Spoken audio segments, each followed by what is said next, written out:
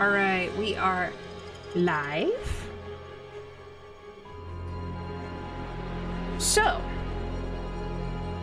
previously, the party received upgraded rooms due to the fact that you are now in a party and sort of unspokenly, now that you are in Zatari's party. Sid goes out by herself with only Pickles as accompaniment to gain information about the recent goings-on. She makes her way into a more established neighborhood and overhears a few people talking about returning day and sees many masks as well as fine gowns and evening wear for sale.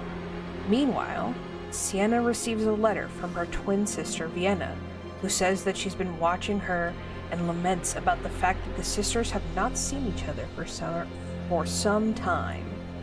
Inside are 8 tickets to a returning day ball, apparently hosted by a nearby duke. Gemma goes on a horrendous date, and Zatari breaks into Sydney's apartment to make sure the place wasn't tossed, and, of course, to make sure that Sid was not kidnapped. When you guys reconvene, Cyenna shows you guys the letter from Vyenna and reveals that she does have a twin sister, and shows everyone the tickets.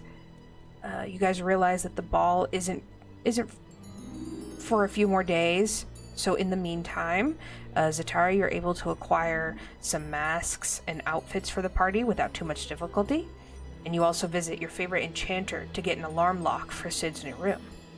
Gemma invites Cyenna to visit Father Porridgeshire, who is a priest of Melora. Cyenna and Father Porridgeshire talk for some time, and he does say that it's very difficult to reunite a soul, but gives her some words of comfort and wisdom, and we sort of ended on Gemma and Cyenna saying a little prayer to Melora.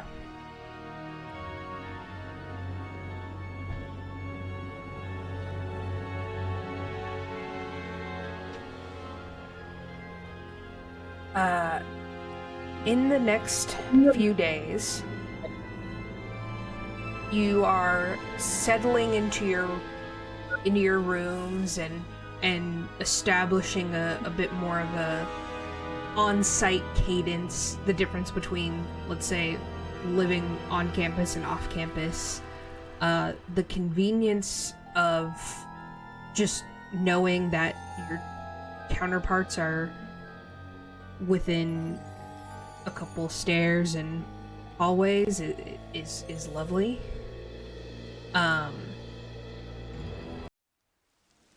However, you guys do notice that Sydney is not always around and is a little bit more difficult to find. Obviously, Gemma kind of cuts her time between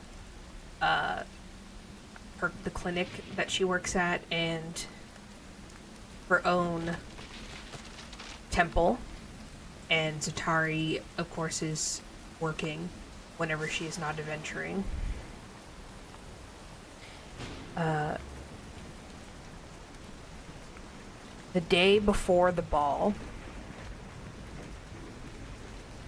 it's been raining for the last day and a half.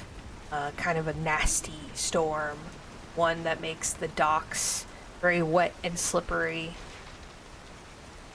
You guys return to breakfast, which is, of course, safe and warm, and Sydney does not join you.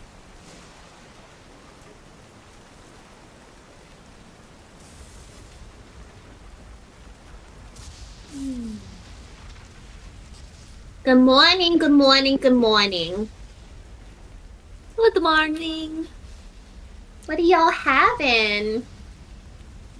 I think this is a gooseberry pie.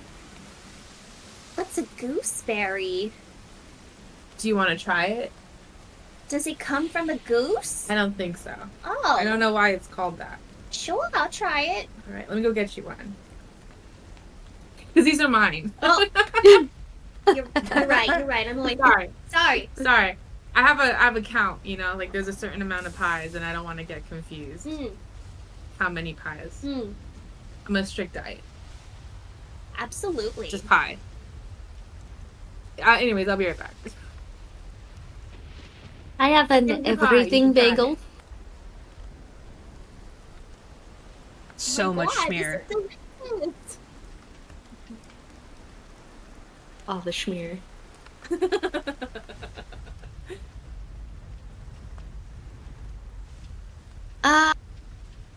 Seen Sydney? I've been working quite a bit in my office, so I haven't had time to come by and check on everyone, but wasn't sure if you've seen her in the cafeteria, Cyenna? I haven't seen her. Well, I've been trying to give her space because she did not like when I was checking in on her more often, so...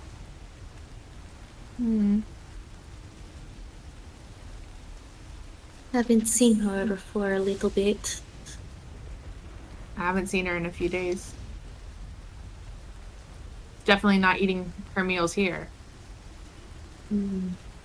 Last I heard, she was doing some snooping down in the fancy neighborhoods, right? That's right. That was a few days ago, though. Oh. Well, I've been so busy at the temple, and we're still trying to figure out stuff with Father Winters, so I'm not really sure.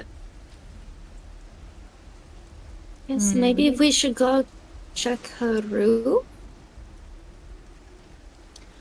Yeah, if you think we can get past the lock. We'll politely knock on the door first. We can Good idea. Yes. Yeah, that's always a good start. We go to her room and we knock on the door.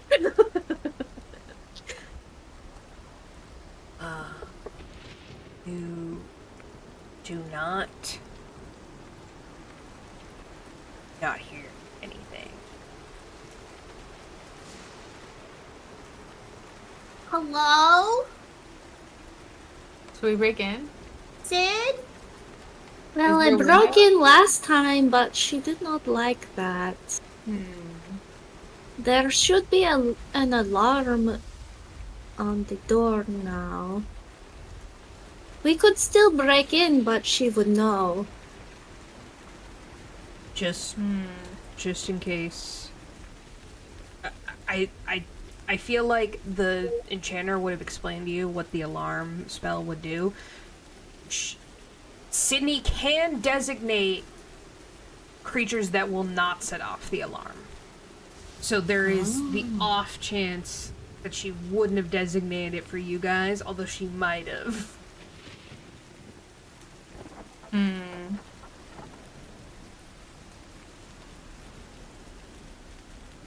Do we chance it? No, I don't want to piss her off again, but it doesn't feel very good. We haven't heard from her in a few days. Yes. I think I would like to chance it. Ma'am, I'll do it. She's already mad at you. I don't want to... I'll do it. Okay. I will help. I'll watch. Yes, you have eyes. Put your back into it. I love how the one that's not a rogue yeah. is picking the lock. But you go for it. Will we? No one's gonna give What do Gemma you the help action? roll? I said I would help. Okay. What am I rolling? Oh, sleight Sleight of of hand. hand Okay. with advantage. Okay. That's cocked, and we honor the cock. Oh boy. Back. 11. Yeah, definitely not. Am I doing it? Okay, maybe, maybe, maybe, I think maybe sit let. down. Yes. You're good. Sienna, Loosen do it up. you maybe want to try? Yeah, let me put. Can you hold my pies? I've counted let them, me so don't roll. eat any of them.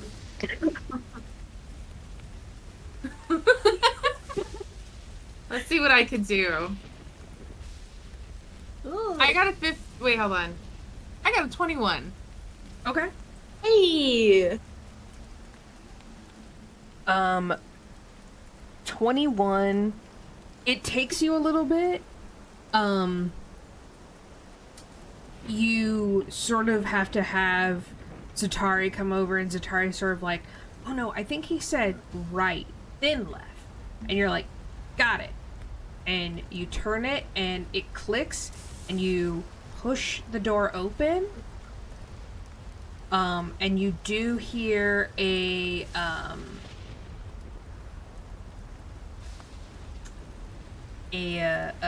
loud jingling, like of a bell. Lasts for about 10 Would seconds. be the alarm. Yeah, lasts for about 10 seconds, and then it subsides. You think it's safe to go in? Yeah? He will know that we have entered, but Sid, if you're in here, it's just us. I got pie. Sydney. You go does in. anything look askew? The Cautiously rain go in. beats on the balcony doors and her small window that looks out onto like the dirty cobbled streets, and the thing looks quite out of order in classic Sid fashion. It is slightly unkempt. You do see that a little stack of dishes and cups have started to appear, and you know, you see that a cloak is like thrown over a chair, and there's like boot prints on the rug, but nothing looks askew.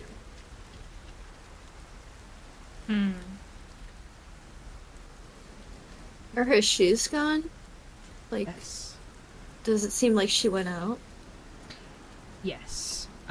You remember that she had gone snooping a couple nights ago, as you had mentioned, and Sid is just the kind to do something even though she was told specifically not to. This doesn't seem right, you guys. She hasn't been home in how many days? I mean, I haven't seen her in at least 2 or 3 days. I feel like we should go to the neighborhood that she was snooping in. Start there. I wish I knew this sending spell. Me too. Do we know anyone at the Thieves Guild that would have sending? Oh, just kidding. I have sending. Oh! I was gonna say, yeah, you can absolutely, you can like trot down and like pay someone to do it, but yes, Gemma has sending. Gemma, do you want to try to message her? Yeah? What do you want me to say? Because, you know, I'm a little long-winded, and I can only say a certain amount of words with this I spell. would say, where are you? Are you alive? Are you okay? Do you need any help? The masquerade is soon. You should come home if you want to help us with this. Okay. And 25 I words. cast. Hey, girlfriend! It's Gem. Just checking in to make sure you're okay.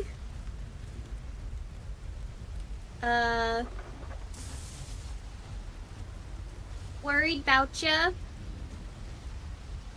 Let me know if you need help. Ball is tomorrow. Come home soon. I think that was more than 25, but Was it? Yeah, you got 27. Oh well. so Just just slip 'em in come there. home. Yeah. Or just come, I guess. And that could mean anything. Yeah. Gemma, you feel the spell, like, release, like, you feel the energy expended, and you wait, and nothing comes back.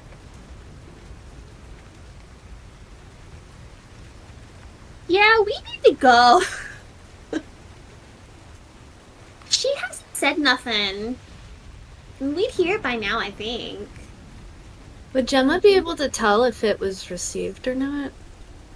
The wording of the spell is, you can send a short message, to a creature that you're familiar. Here's the message that's mine, recognize you as the sender, and can answer in a like manner immediately. The spell enables Send the creatures. message across any distance, even Yeah. to other planes of existence. But if the target is on a different plane than you, there is a 5% chance that the message does not arrive. Yeah. So, Okay. the optimistic is that she's on a different plane.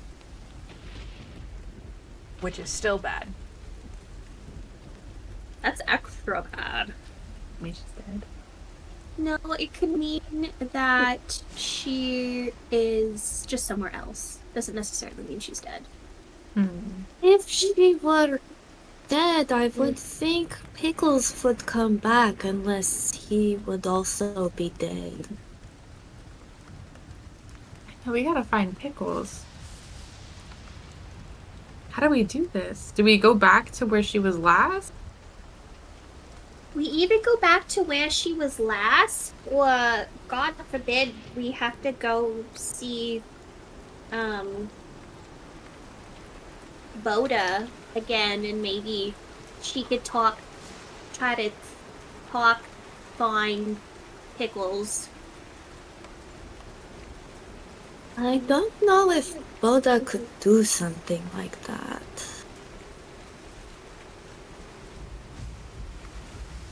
Unless she had like a find creature, but I think even then that type of spell you need to be within a certain distance.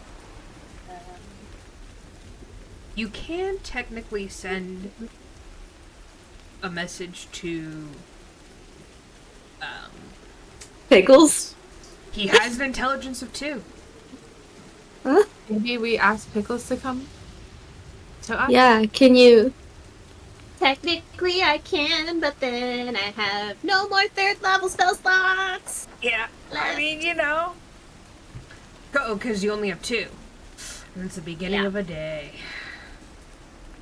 I would be okay with doing it, but just The ball know is that- tonight? It's tomorrow, Tomorrow. isn't it? I'd Yeah, be happy you to can, do it today. But just know that if we needed, like, certain healing stuff, I wouldn't be able to do it at a higher level.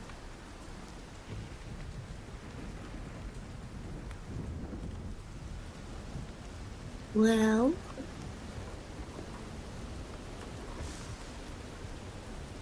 Do you know if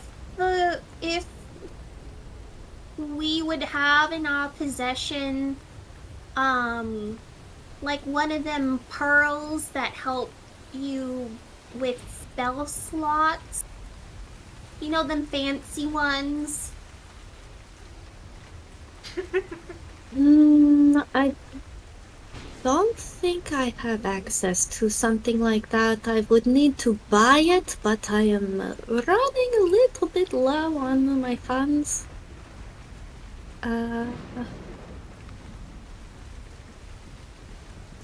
Hmm, Could we steal it? we could. That's an option. Technically, it's for the betterment of the team. Yes. I think it's totally justifiable. Would I know any magic shops around here that I maybe don't like? Maybe have something like that. Ooh. Yeah. Let me. Or any like evil magicians or something around here. Some wizard you don't fuck with. Yeah. Absolutely. Yes, I'll say that there's one within a relative distance, and I will get that for you. I forget what it's called, but there is like a magic item that is a pearl that if you like use it, it helps you get a spell slot back. Well, even if we could find sending pearls. I think those are a thing as well. Can you imagine if we wore it when we go to the ball? We'd look so fancy with our new robes, and then we could communicate with one another. Oh. Yes, that would be nice. I know a guy. The Golden Skull. Oh. Let's go there and steal some shit. Sounds good. Alright. To the caravan! We'll get changed into our sneaky clothes. Mm-hmm. Okay. You guys equip yourselves for the rain outside and pile into the caravan, which is not the quickest, but certainly the most comfortable way to travel. And the Golden Skull is not that far. Sort of by the entrance of the Basilisk Gate. The reason Zatari does not like this store is it's very much, it's the gimmick of, oh, this is the first magic shop that you see once you come into Baldur's Gate. And so he has very run-of-the-mill stuff, but he jacks up the price because you'll come in and be like, oh, this is the first magic shop, and then buy a bunch of stuff and then realize that you could have gotten it cheaper elsewhere inside. Classic.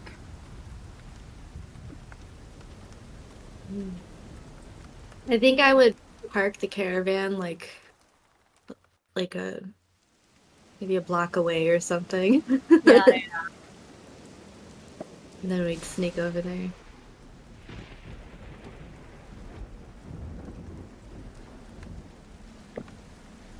So what's the plan? We like have somebody distract the clerks? I could distract. I am good at distracting. And then you both could look for the items we are after.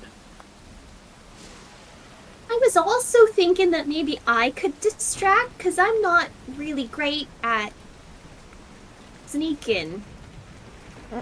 Yes, that would work too. I am sneaky and good at stealing. I'm good at lying and persuading, so I don't know. Try and swindle him out of something while the two of you. You could try to distract him with bartering for a while. Yeah. And then sneak in like some distracting like flirtation. Sure. And then Or if you want me to do the talking, I could make you invisible. me or Gemma? Either one. If Gemma is not as good at sneaking, I could make her invisible. Sure. It only lasts for an hour, but I think we could steal within an hour, probably. We wouldn't take that I think so. long. For invisibility, is it as soon as you touch something? Yeah, Okay. and it's concentration. Okay. Creature you touch.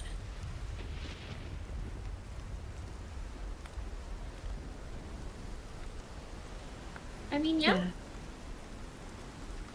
So, whatever you want to do, I'm fine either way.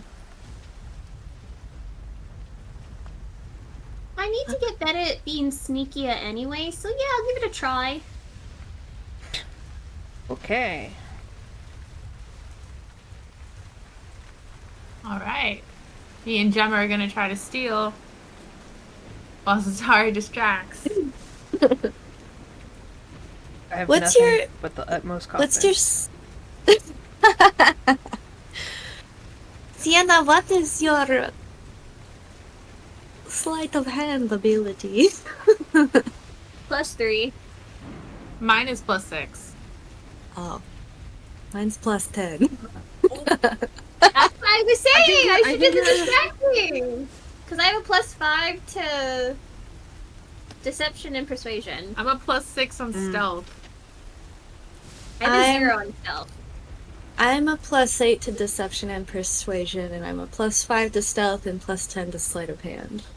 You, What's a +1 on deception? You got really great. you should Zatari is steal. also a recognizable figure in her tiefling form, of course, but would also, has been using the human form to sort of try not to draw as much I attention. can but if you're disguise gonna- myself. Yeah, I think you Zatari, can do you that. wanna disguise yourself or go invisible. Mm-hmm. Well, yes. If you're invisible, above table, if you're invisible, you should steal. If you want to haggle, then you should definitely disguise yourself. So whatever is gonna make the most sense. But yeah, I'm also Don't- going to say, don't be sorry. how funny would it be for Cyenna and Gemma to, like, flirt their way through things? Yeah. That would be I- hilarious. I can also give you something that I can distort the value on for 8 hours.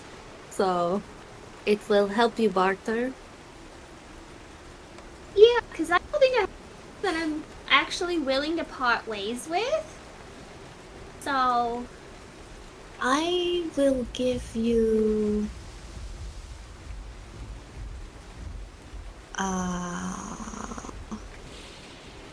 Yeah, what you got, Zatari? I have many things. I will give you a candle.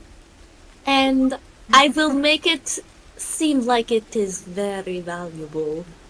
sure.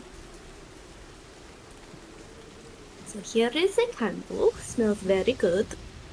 And I will touch it and it'll become very like glowy, sparkly, like seems a lot fancier than it actually is. Like it might be magical or something. It is the most basic scent. It is like brown sugar vanilla.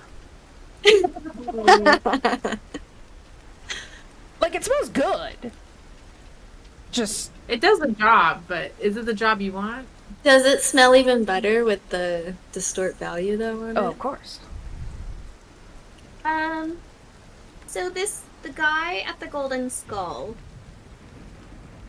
does he have like good shit? Roll a history check for me, Zatari.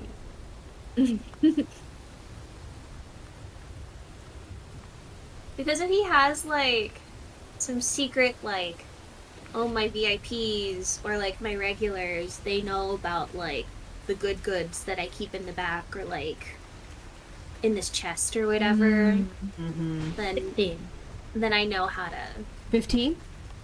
swindle 16. 16. So Zatari, you've met him a couple times. His name is Arius. He's kind of an ass. He is a he's an elf. He is rather short for an elf.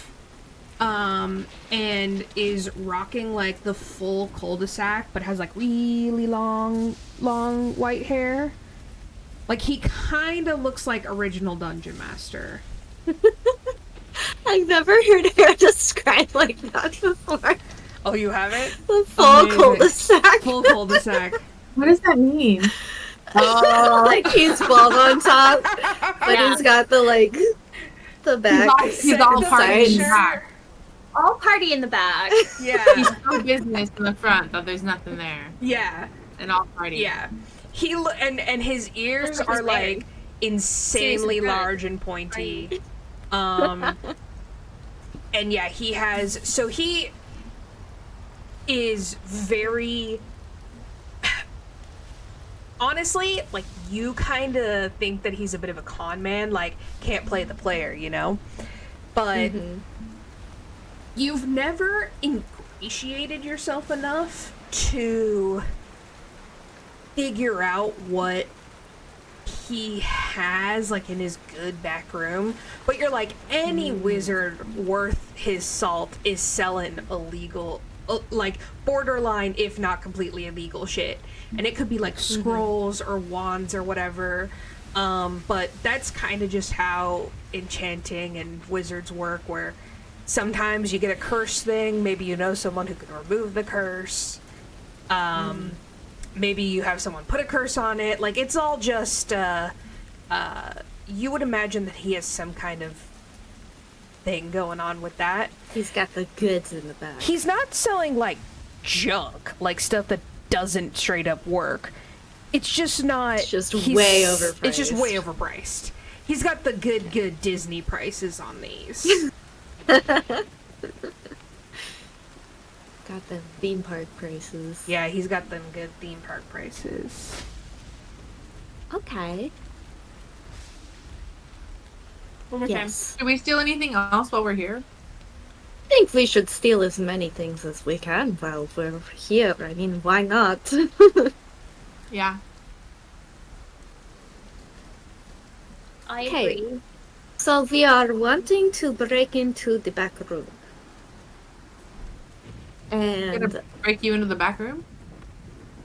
you and I are going to break into the back room while Gemma distracts. Okay.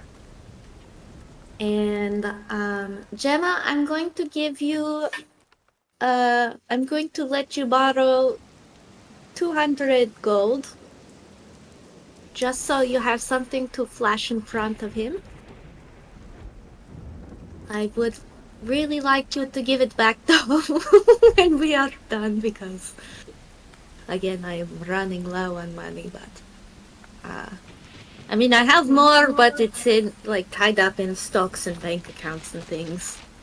Like stocks? Yes, exactly. And you have to go through a whole legal process of getting it out. And, She's into her stonks. Of course. And if things go wrong, I could always make one of us invisible. If I'm close enough to touch. Okay. And I have one more smoke grenade left, so... Okay. Alright.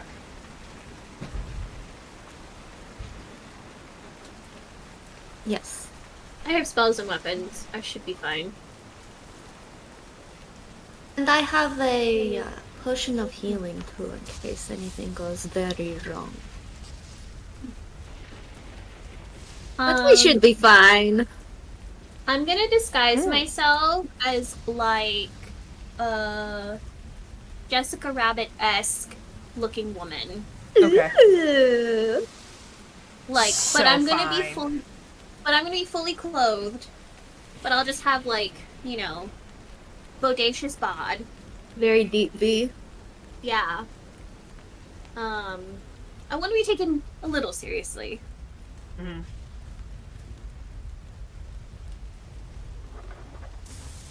For sure. Yeah. Okay. Go team. I'm going to disguise myself as human Zatari. Okay. And you're gonna be cute. I'll just be Cyenna. You'll just be cute. I'll give you like a really big hat or something. Does Cyenna Sweet. have disguise? Does Cyenna have disguise? Go to features and traits.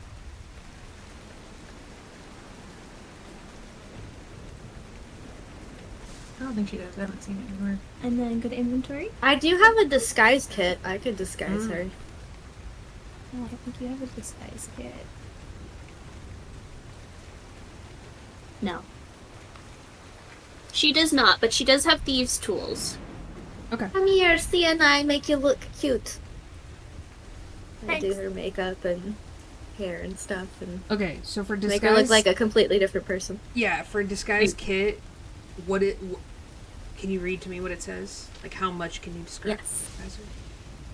This pouch of cosmetics, hair dye, and small props lets you create disguises that change your physical appearance. Proficiency with this kit lets you add your proficiency bonus to any ability checks you make to create a visual disguise. And I am proficient. Okay. So, you're still a satyr, obviously.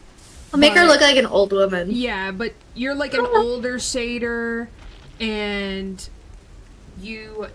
she gives you she changes your eye color so that they are a more basic They match. color now. Yeah, and they match. And you do not look like the same satyr. Give her plain brown hair. Yeah. With some gray streaks in it. All right. You're on your granny mode. Love it. Yeah. Is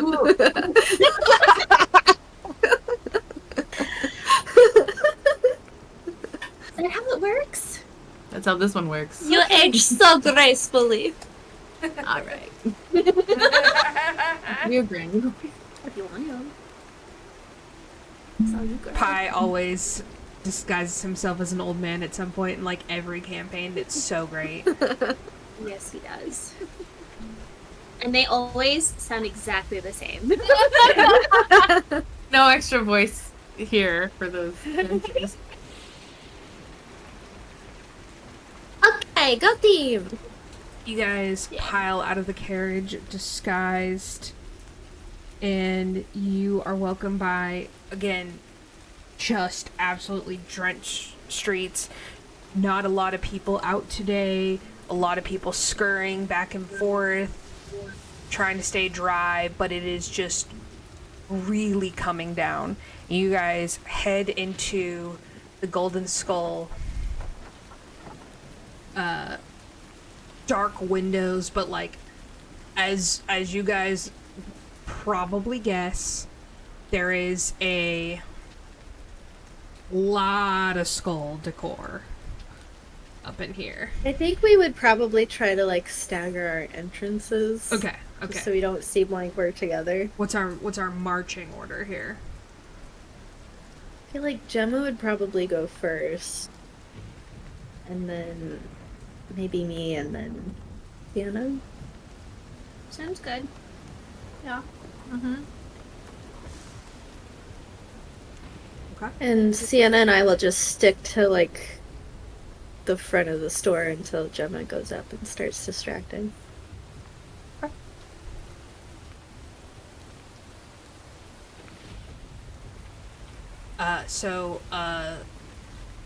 Ornate bell jingles when you enter, and again you see like shiny dome, big pointy ears, and he sort of pops up and locks eyes with you and hops off a stool that he was standing on, revealing that he was even shorter, and shuffles. You can't see his feet. He's half his dwarf. robes. That is a it's a nasty rumor that he's half gnomish. And he will deny it, but some of the evidence is, glaring. Like his shiny top of his head. So he shuffles towards you. You can't see his feet. His robes are far too long, but he comes over and he goes, "Ew, hello. How can I help you today?" Oh, hi. Yes. I was wondering, do you purchase items? Purchase items. I mean, yes, of course. Depending on the quality. Of course. Do you mind if we go somewhere or stand somewhere that's like a little more private? I don't want everyone to see what I have. Okay, go ahead and make a persuasion check for me, Gemma.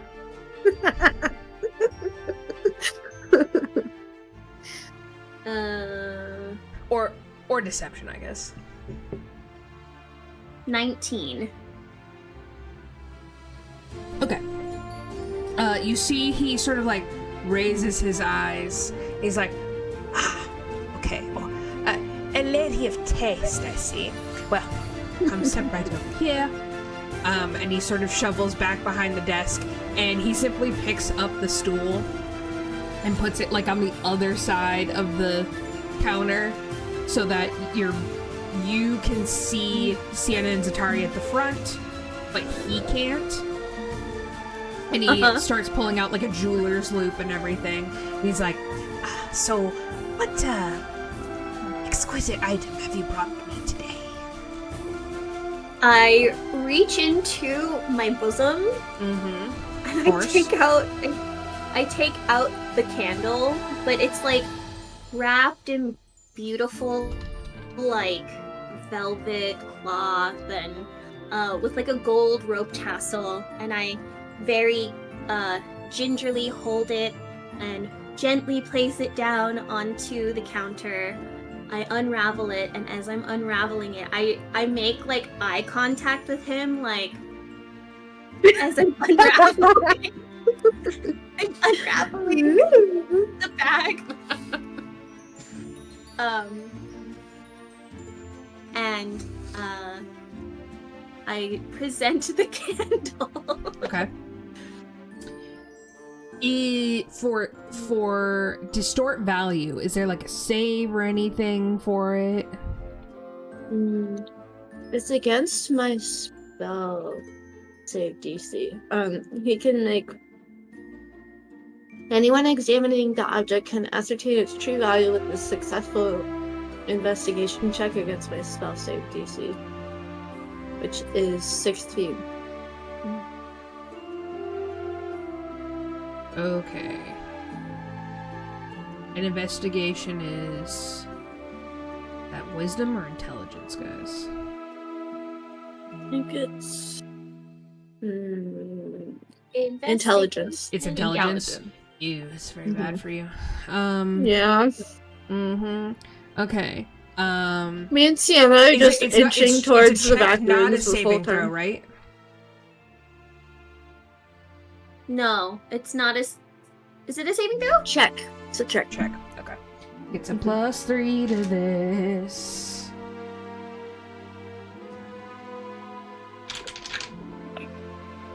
Oof. 11. Ah! Fail. He sort of, he pulls out some stupidly large glasses. They, like, perch on his nose, and they're just, like, they go above his forehead. They're ridiculous. And his eyes look so big in them. He looks really bug-eyed, yeah. I see, and must be some sort of chanted candle of some sort. Wonderful, wonderful. Go ahead. Can you post insight or distort value on the side for me? And Zatari and Cyenna, go ahead and make a stealth check for me.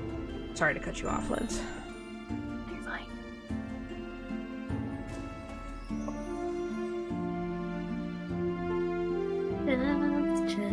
God, that's not good. 6.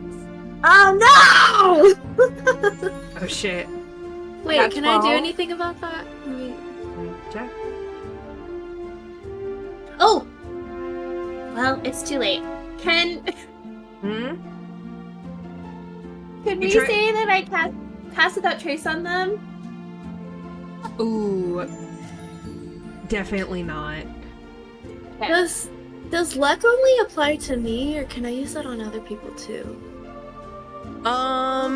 That's such a good question. Oh. I believe in homebrew, it's like sometimes I'll let someone like do a luck point if like the stakes were really high. But since the stakes are not insanely high right now, you of course can use luck on yourself. Does Cyenna have inspiration? Oh, I could give her inspiration. Yeah. I'm gonna go up to Cyenna and like wink at her and be like, "You got this, girl," and give her a bardic inspiration. That's what I do. Just put a little bit in it. Is it a D6? It is a D6. Yes. Roll a D6. So the regular would be one. And is she adding that to the one she just rolled? Yeah. Yes.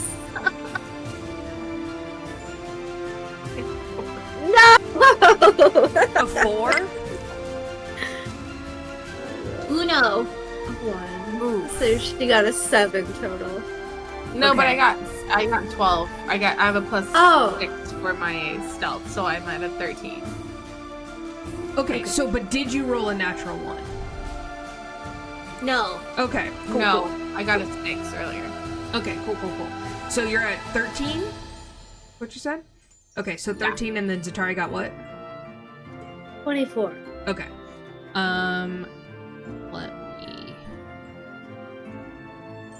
Let me roll for him.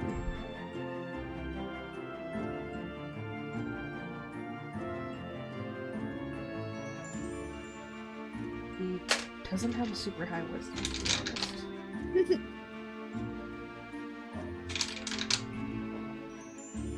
Oh yeah, he does not notice. Cyenna, you're getting way too into character, and you are sort of like enjoying. You know, you haven't been in an adventure that long, and you've only been doing a lot of like really dangerous shit. And for the first time, you're just like, oh, this is cool. I like. Cyenna, let's be honest, like, you love stealing, and, like, having a little character to act out you're kind of having too much fun with it, and you accidentally, like, jostle something too heavy off a shelf, and it almost slips out of your hand, and you catch it at the last second, and you just gingerly put it back, and Zatari looks over at you, and is just like,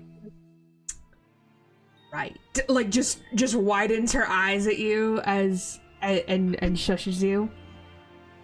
But you guys can hear Arius obviously falling for the distort value.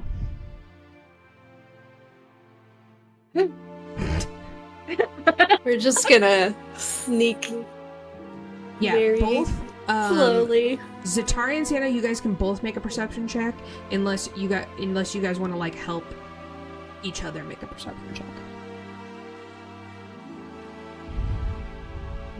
My perception's +4. You should make the percent. Oh, it's Mine's also +4. Oh, okay, yeah, do it up. Both roll then.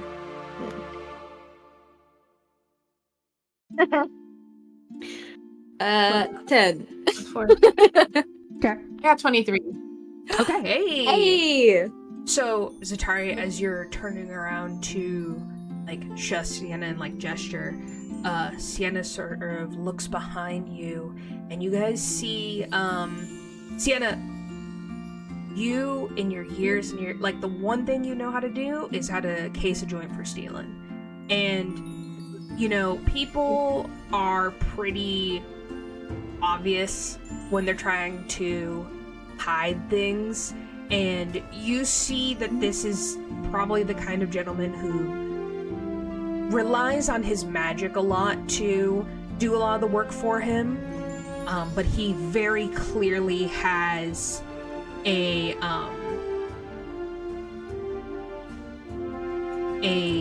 curtain that passes into another area.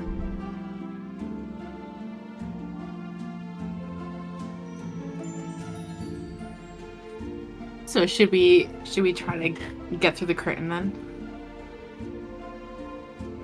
We should look to make sure he has not set up an alarm or something first. And then just to give you guys like a little bit of mental picture. So when you enter in, there's glass windows, right? And then there's like books and shelves sort of in the front area, and then there's a big like square in the middle where there's more intricate things like behind glass. Arius is on the far side with Gemma, so Gemma's like looking right at you guys, and you guys see past them on the right, sort of almost like in another room area that has more stuff in it, is this door. So you will technically be in his line of vision, but not directly in his line of vision. It's sort of a little bit off to the side, and you could do it, but it's, you know, he's so far is pretty distracted. But Are there any like shelves or something so that if we like crouch down we'd get out of his sight? Or is it kind of... He can, like, with his little setup, it's obvious that he made it so that he can see pretty much every area at the time. But he also has to have his back to two sides of the room at all times. Can I message Gemma and be like, is there any way you could get him to turn around so he does not see us go through this door?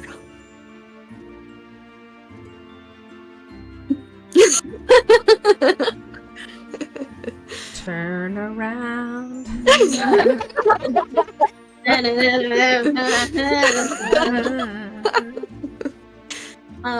around. I think so. He and I are facing one another, right? Yeah, and yeah. then they're behind me. Just Well, no, you can see them. oh, I can see them. So you fully So see... we're trying to go behind Yeah, Gemma, or? yeah, man, I wish I had a picture, but yeah, you're like, it's like another, almost like another like half room that's like sort of off to the right, Behind me. behind you. Okay.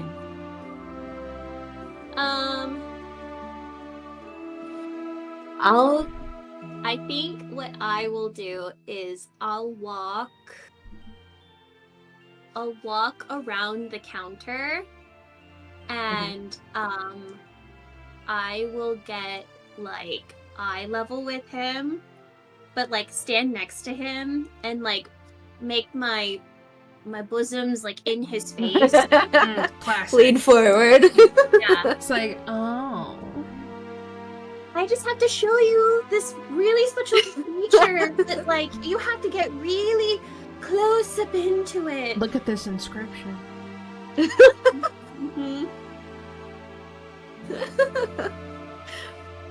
I'll grab Cyenna's hand and like pull her with me. All right, roll quickly. Roll a.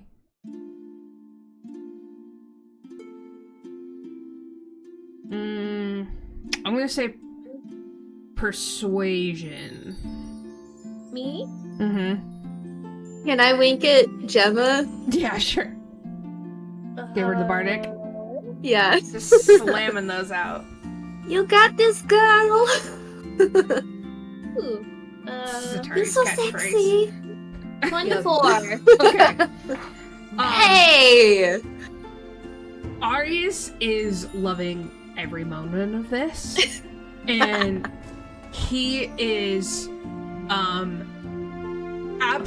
he literally has not shut up since you've opened up the candle, and he's sort of going on and on. And he's like, I suppose this could be a candle of Melora, or maybe perhaps used for a temple of Loki. Oh, it's very fascinating. Oh, what is this inscription I see? Oh, and he's just absolutely sucked in. He is kind of loving, like, he's older, you know. You don't see any indication of him being married. He's probably married to his work, but he's loving some attention. I wrote something like infernal on it, like Yeah. LOL, try to read this. Fantastic. Yeah, he's not reading Fertile. Great.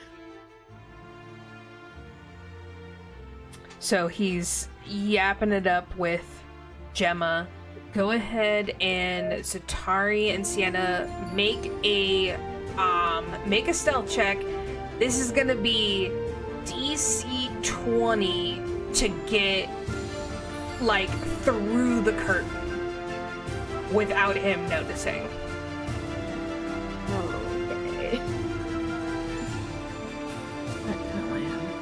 We honor the cock. Yeah. That's what it. So, if it lands and it's like not flat or it's like in between, that's called cocked. I don't know why. Because it's. What does that have? And then you re-roll it because it's not clear which number it landed on. Plus that's for stealth. 22. 22. Yeah. Zatari and Cyenna through the curtain. Turn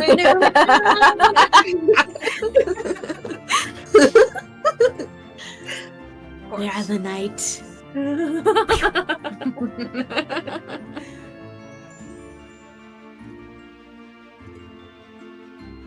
So we guess we better get to snooping, find these pearls. As you Anything enter, you go down like a small hallway, and you. I'm like keeping an eye out for like any traps or like any like alarms or anything also. Yeah, I mean, really, the only thing that happens is like some lights go up and automatically, and your pathway is lit by like dim candlelight, and you come out into this like windowless. It's definitely a little dustier in here, but you see a couple more cabinets. Everything is locked up in here, and you see just a fairly small random collection of things.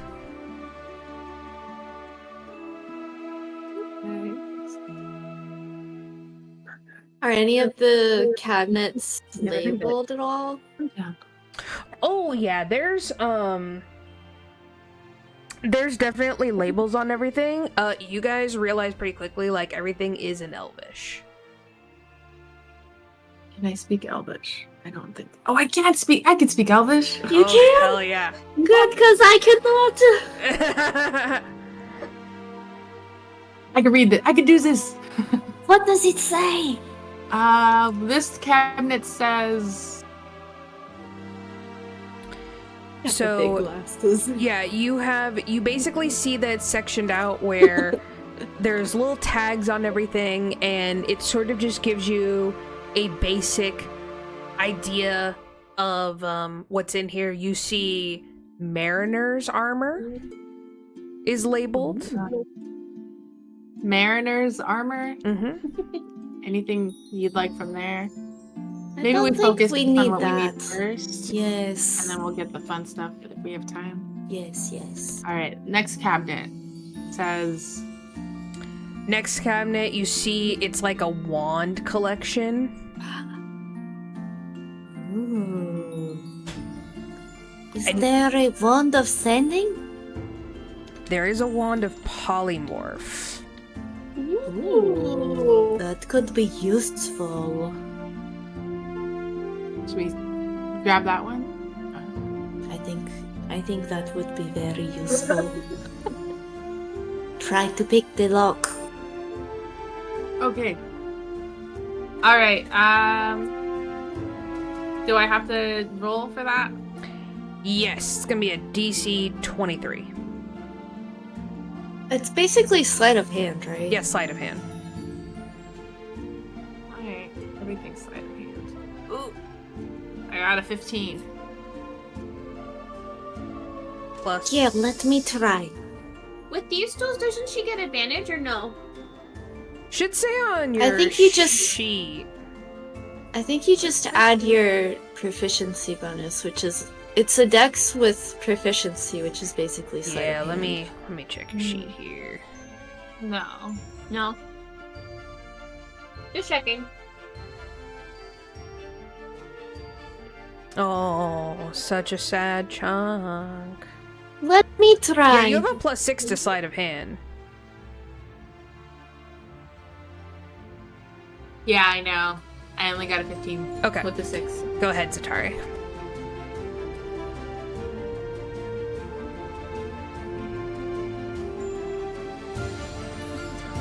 Oh, 19. You guys are not able to pick the lock on this one. Okay, let's just move on. Let's just keep going.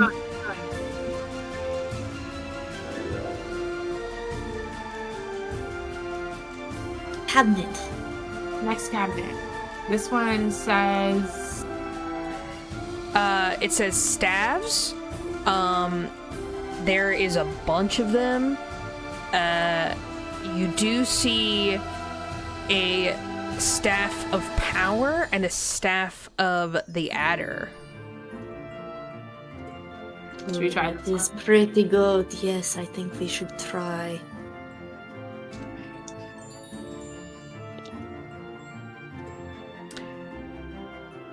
Gemma, roll me a D100. What am I rolling? D100. I got a 24 on stealth. Or Okay, sleight of got hand. sleight of sorry. hand? Okay.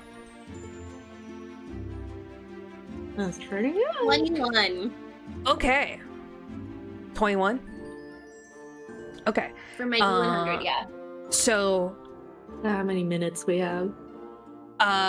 no, Arius is trying to buy the candle for 210 gold.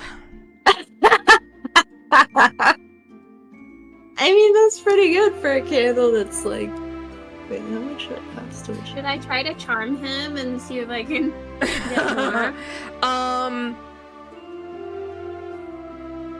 Yeah, let me Its check original cost. Its original cost is 0.04 gold pieces.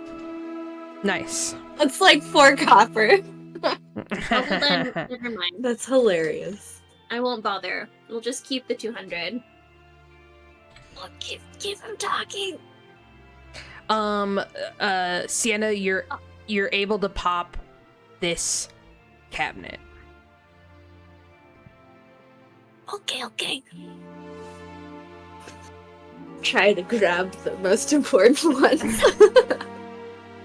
Arius, I mean, you can even see with your big, beautiful brown eyes that this is the candle of Melora. Do you really think that 210 is worth Melora? Godspeed.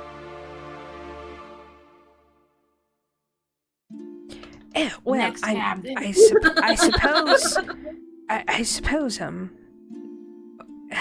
well, Let me check something. And he like pulls out like a really ridiculously large book with so many numbers in it.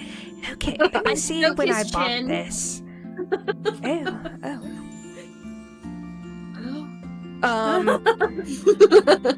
You see that there is a ring.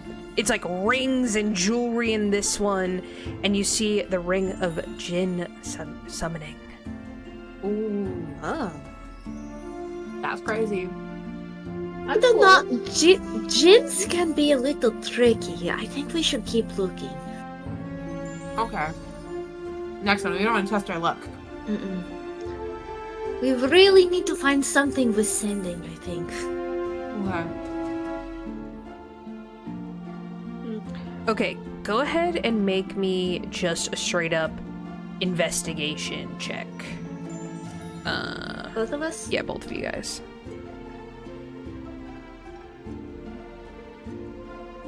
$23. Okay. 16. Okay. 23, you guys are just like pouring through, and of course, Cyenna, you're trying to like rapidly read a bunch of Elvish shit, knowing that you just don't have that much time, and you unfortunately don't find anything that just is straight up like a sending stone or anything like that. However, you do find a bag of jewels.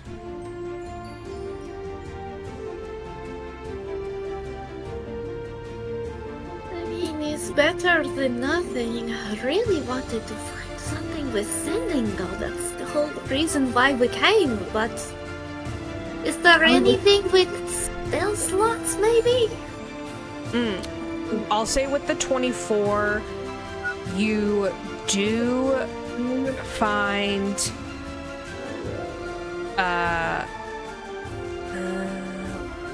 something. You do find a ring of spell storing. Oh, That could work. is worth taking. You try that one? Yes.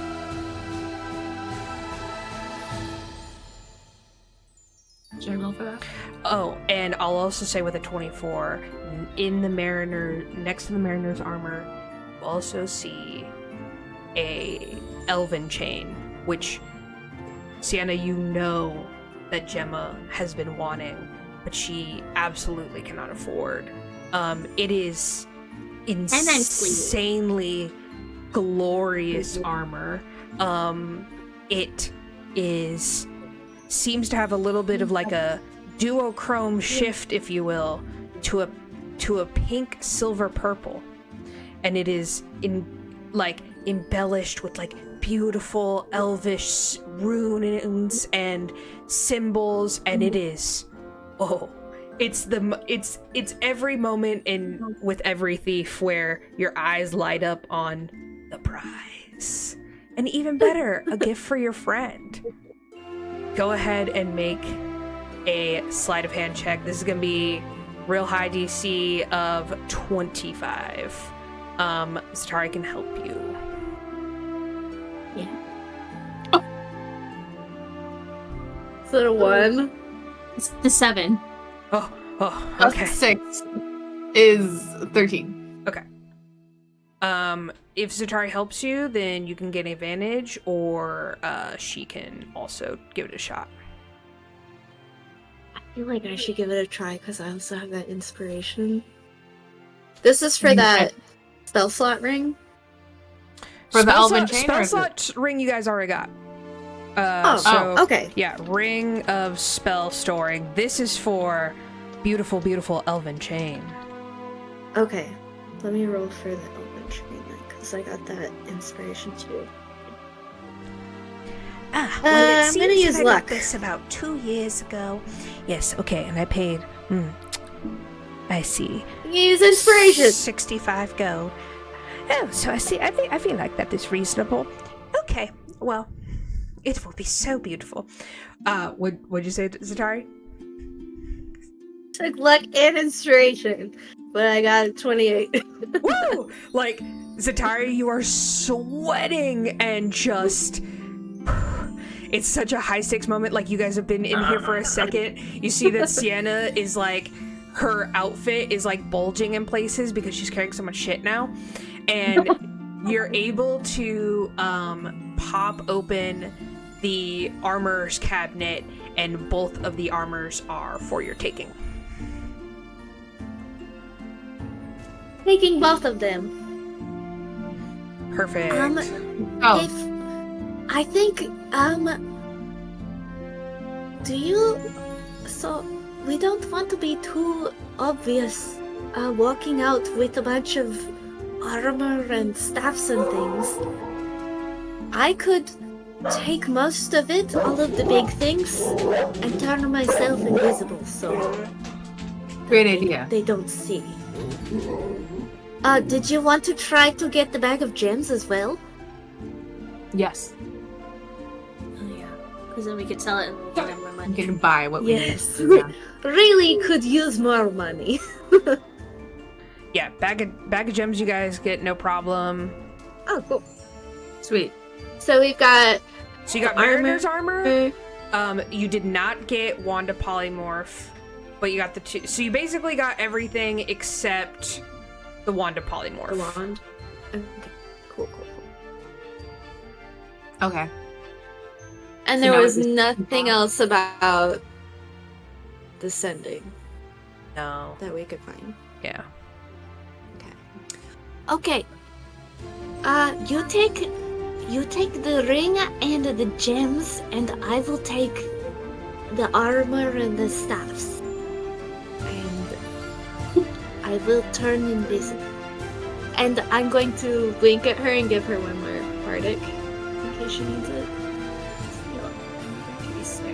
To whatever You got this, girl. You're the best thief I know. You guys sneak I'm out. gonna turn invisible. Okay. You guys sneak out, and you hear Arius and Gemma just like laughing, and you see that Gemma has a big like bag of gold in front of her in green velvet, and he goes, "Oh well, I'm so sorry I didn't even get your name." Oh, Arius. My name is Sabrina. That's the only thing I can think of right now. My name is Oh. Sabrina. It's truly such a beautiful name. I really cannot wait to see you again. I hope this isn't too forward, but I would love to take you out for maybe a romantic dinner at one of the finest restaurants in Baldur's Gate. I would be just delighted. Well, I love Italian. Oh, it's so funny you mentioned that because I also love Italian food. Oh, it's a date. I'll meet you here. Okay, wonderful. In 3 days' time, let's say. Sounds wonderful. Sunset. Oh, just and he kind of like weirdly like shakes your hand, and then you gotta give him like a half hug, and he is fully like he for sure only comes up to your titties, like he's right at that height. So the whole time, I mean, he's, you know, he's been respectful, but the glasses really emphasize where he's looking. I think before I leave, I'm gonna kiss him on his shiny forehead. Man, this is your thing. I want to leave a lipstick mark right here on his head. Wonderful. And then I'm gonna say, until we meet again. And then quickly walk out the door with my gold. Once Cyenna and I are like out of the door, I would message her instantly, like, "We're good. you can get out of there."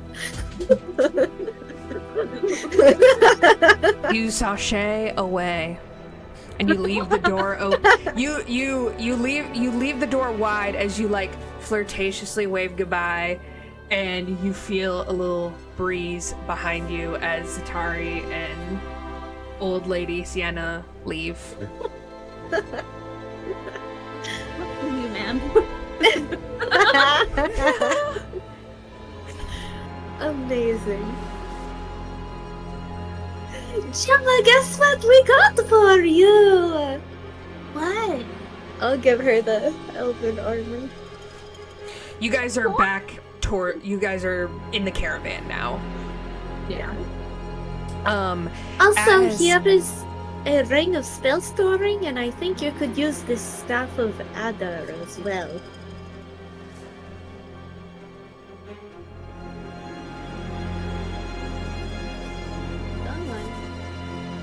Trying to add all this to my inventory. Mhm. Yeah. Oh my god! This is so exciting! So much? How much gold did I get? 210. Yeah. Okay. Ma'am, here's the gold I borrowed from you, but also Thank this you. is the gold we got from him purchasing. Oh, you should keep that for yourself. You earned it. Work, girl. Where did that come from? I heard it on the street.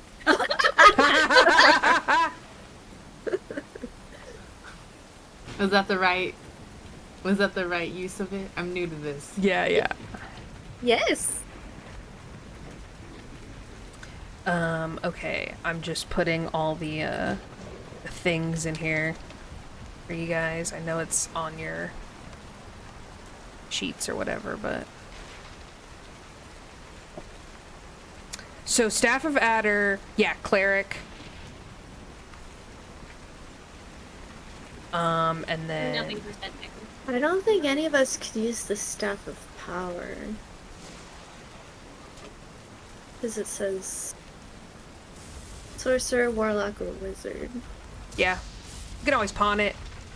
The of course. Did we get the Of course, Generally- the Thieves Guild has a fantastic fence. Hell yeah. Did you order? Hmm? Did you order? Oh no.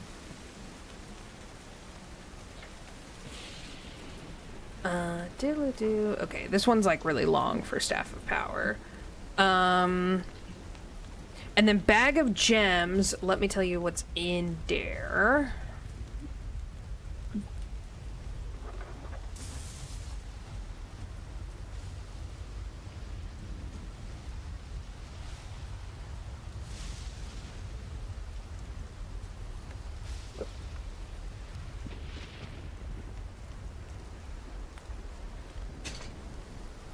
The Mariner's armor?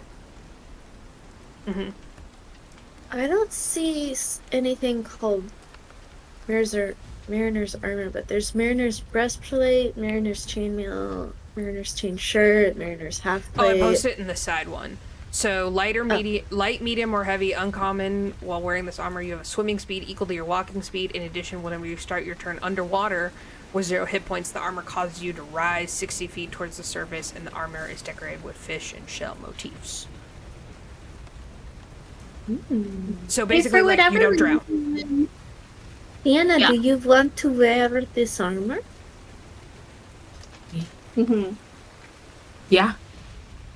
Yeah. You'll be able to swim. That's great. It gives her. Does it give her any bonus to AC too? Yes, I'm gonna say yeah.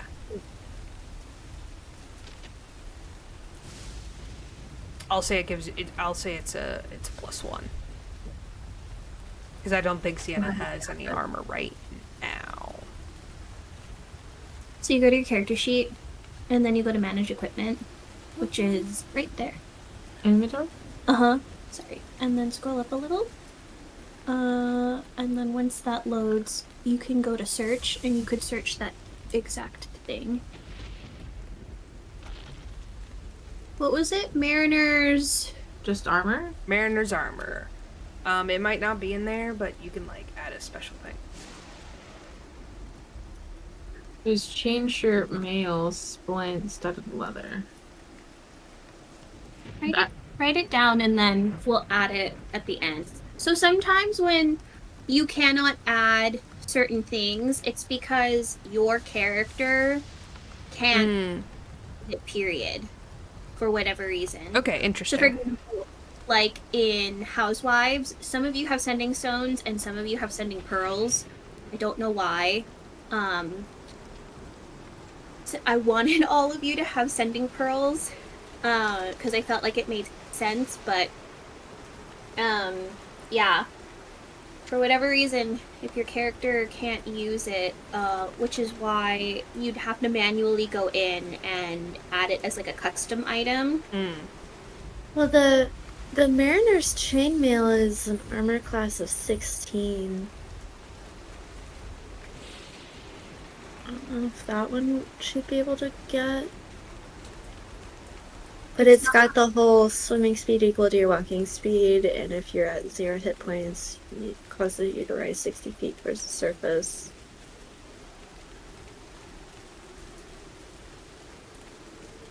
Yeah, is that the scale mail? That's the chainmail. Oh, I only have scale mail, chain shirt, and the studded leather. Oh, those must be what you're proficient in. Mm-hmm. Yeah, that sounds about right. This chain shirt is armor class 13, and the scale mail is armor class 14. I would do scale mail then. Yeah.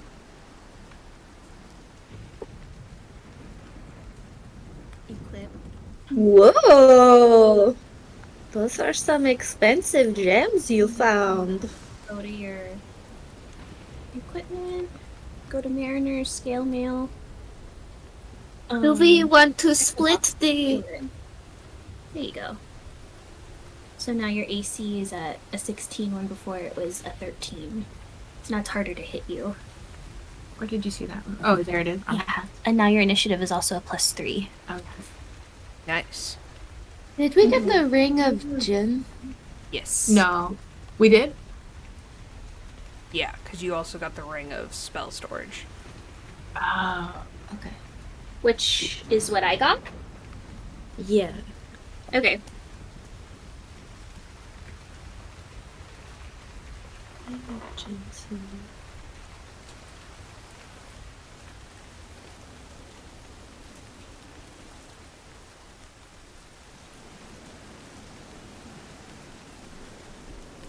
Ooh.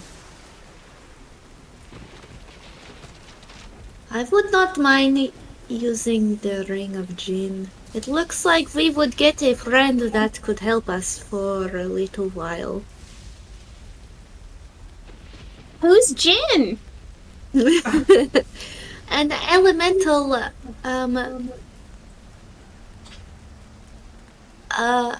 from the plane of air. Oh. It is, you concentrate and... Well, I do speak primordial, so you know, Oh. I could talk to it comfortably.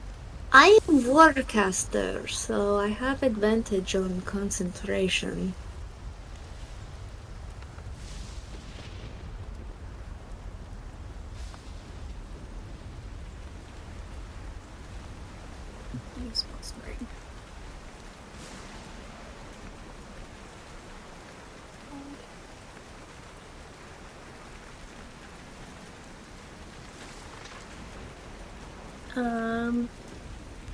What else did I get? So I have. You got the Staff of Adder, the Elven Chain, and the Ring of Spell Storing. Yeah. Cool.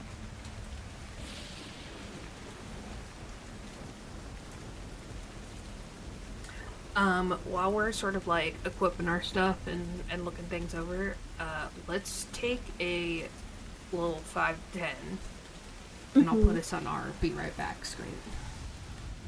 Okay. Okay, so we're still mic'd, but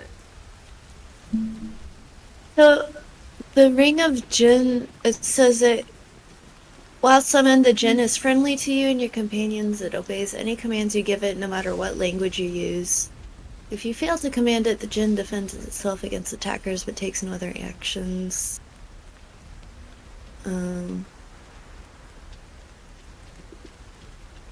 Requires attunement.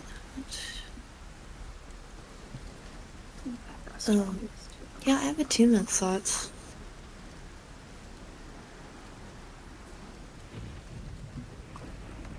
Maybe I could take the ring, the Jinn ring, and then we'll sell the Staff of Power and the Bag of Gems, and we can split the money from all of that.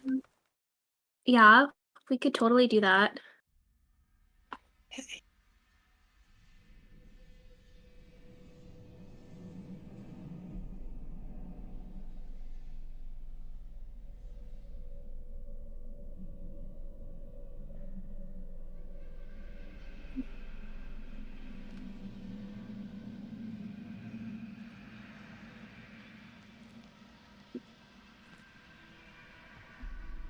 Would we get the price that's listed for all those gems?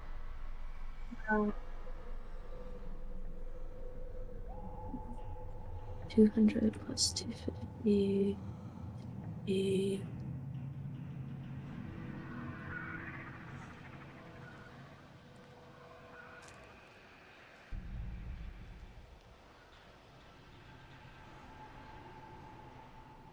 Mm-hmm.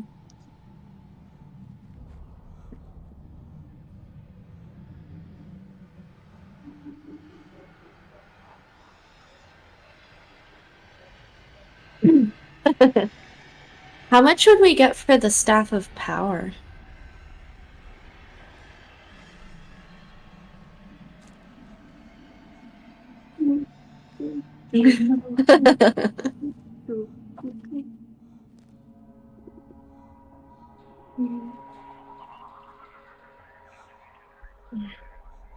What's Cyenna's AC now that she has that armor?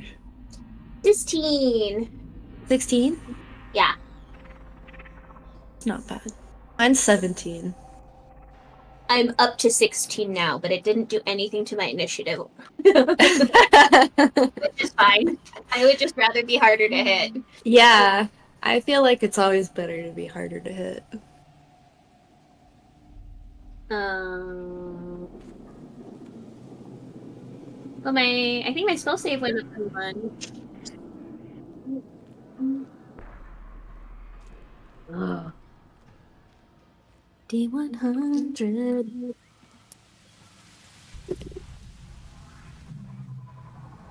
That is a 82.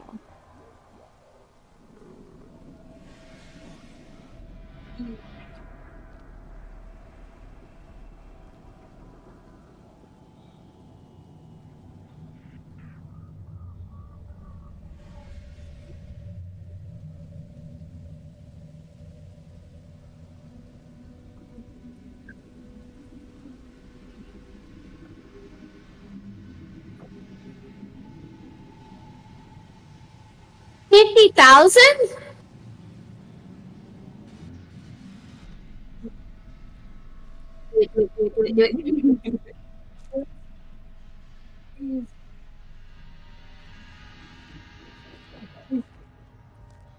Oh, hell yes! I will take that deal. Thank you very much. Okay, goodbye.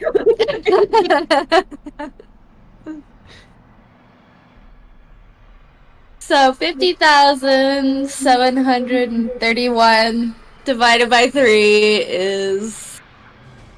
So we each get. Oh my god. We each get 16,910 gold, point 33. You'll have to write that in the chat because I did not catch it. Yeah, 16. I'll put it in the chat. Okay.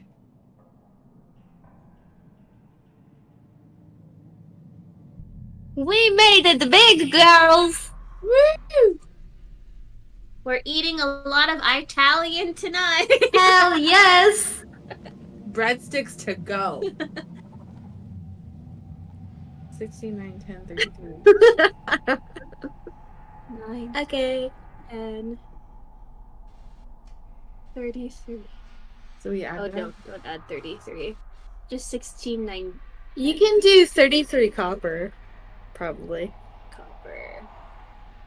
Good. And it's 16, 9, 10 gold piece? Yes.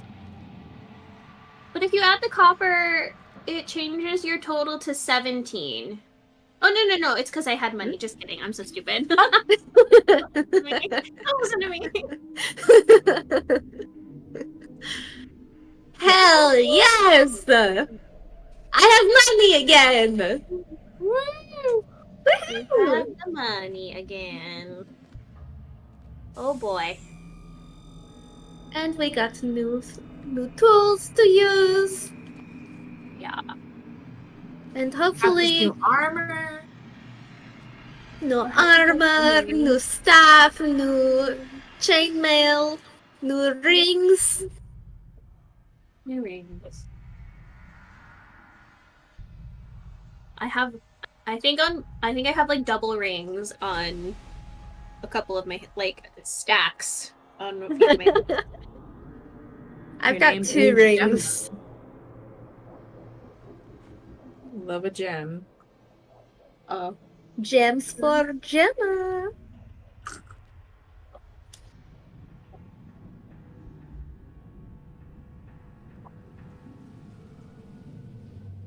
I'm going to go potty. Hoo-ha. Baby. We need to. Okay. Sydney was found, or no, Sydney was last at snooping in a neighborhood.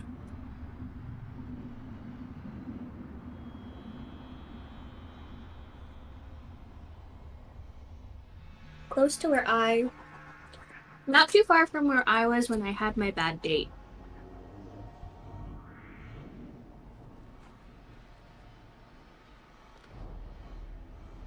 So, I could always go there. We should go there.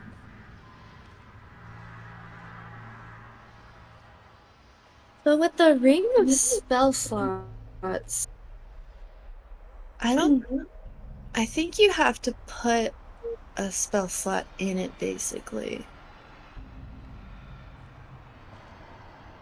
And you said the sending was 3rd level? Yeah. Ah. I only have 2nd level. This ring stores spells cast into it, holding them until the attuned wearer uses them. The ring can store up to 5 levels worth of spells at a time. When found, it contains 1d6 plus 1 levels of stored spells chosen by the GM. Oh! Any so maybe creature... it already has a 3rd level in it. Mm-hmm. Any creature can cast a spell of 1st through 5th level into the ring by touching the ring as the spell is cast. The spell has no effect other than being stored in the ring. The ring can't hold the spell. If the ring can't hold the spell is expended without effect. Oh. Mm-hmm. The level of the slot used to cast the spell determines how much space it uses. Oh. While wearing this ring, you can cast any spells stored in it.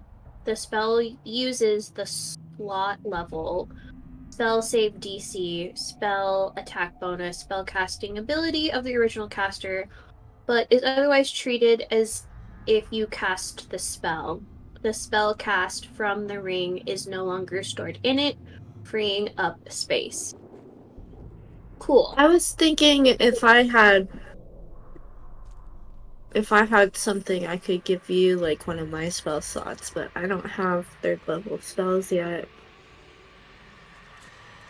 Because I'm only a 3rd level bard.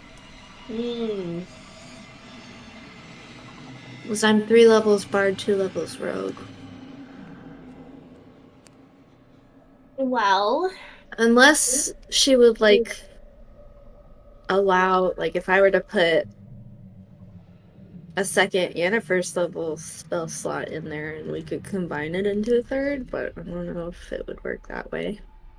so from how I'm interpreting it, is it says any spell can be in there. It just holds spells. But the spell going in, does it have to be a 3rd level, or can you put however many spell slots and, like, that's how many, like, do they combine? Let me put it in the chat. And I think it would be up to... I think it's up to Dee's interpretation of it. Mm-hmm. But from what I understand, any creature can cast a spell of 1st through 5th level.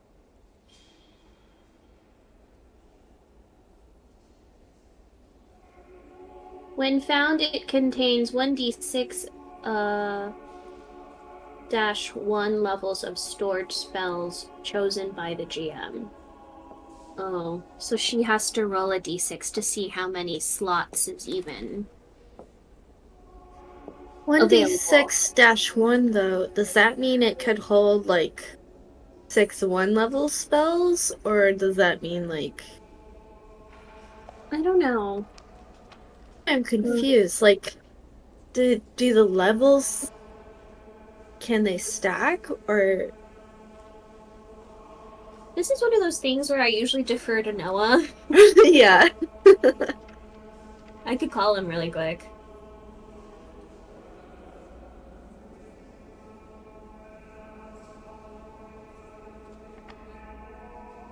It says you can cast any spell stored in it.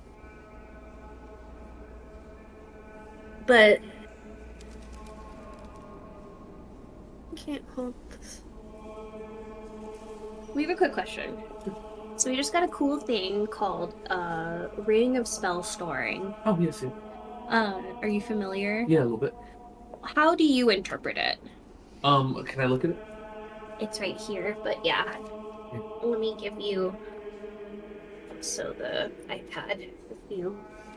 Any creature that can cast a spell first or second into the ring by touching the ring as the spell is cast. The spell doesn't do anything, it's just stored in the ring. While we're in the ring, you can cast any spell stored in it. The spell uses slot level spell save. The spell type one is spell casting ability of the original caster, but is otherwise treated as you cast the spell.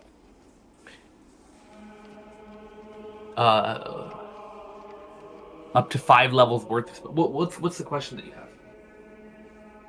Break it down for us. So you're wearing this ring. Mm-hmm. At any point in time, you can just cast a spell into the ring instead of into the world. Mm-hmm. The same way you would normally cast the spell, right? And then whoever's wearing the ring can just also cast the spell the same way that you cast the spell normally. Cast the spell normally, but then it's out of the ring, so it doesn't use any spell slots or anything like that. It's just now no longer in the ring. But it did use a spell slot when they put it in. Okay, so then... So it's... Go ahead. So it's not just spell slots. It's the actual spell you put into it is Yeah, what comes back you're out. putting a specific spell into the ring. So, for example, somebody could put a fireball and a scorching ray, because that's a level 3 and a level 2. That's 5 levels total. Somebody would be like, fireball, scorching ray. I got this ring. It can cast fireball. It can cast scorching ray. Got it. You put like one level 5 spell in it, which would be really, quite powerful, but it would be the only one in the ring. Or you put a bunch of little level 1 spells in it, so you're just casting little spells. But it's cast at the level that you cast to put it in the ring. Yeah. So you always going to do before bed some night, just put a couple spells in That's it. what I was gonna ask. So, you would probably want to prep it the night before. That way you don't lose a spell slot the day. Yeah, because if you already spent the spell slot, and then yeah. if you already spent the spell slot, it doesn't really matter. But also, your friends can put spells into it, which means that even though you don't have druid spells, you can have some druid spells. You're going into a situation where say you have to be a spellcaster to attune to it. I believe so. Well, you could have somebody who's generally. Well, it says any creature can cast a spell of 1 through 5th level into the ring. Into the ring by touching it. Yeah. And it does. You do have to attune to it, so it's not like I could just give it to. Yeah, that's fair. You would have to spend an hour with it. But what I'm saying is, I think you can use it to give it to a fighter who's well, I'm not going to be able to do anything in this fight because it's close up. So you can give it to the fighter and cast a few spells in there for him. Yeah. Okay. I think we were just confused about the wording. If that all made sense. If you have any other questions, Yeah. Thank you. I think our food's here. Our food is here. This is so fun. So unless it already has a sending spell in it currently, it's really not going to help us at all right now.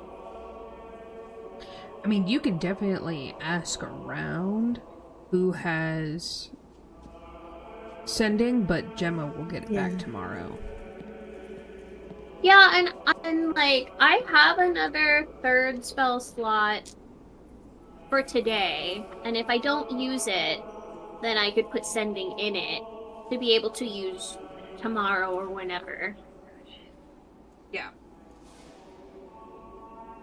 Well, as Zatari, I think it would be worth using that last sending spell on Pickles just so we know that he and Sydney are still alive, but...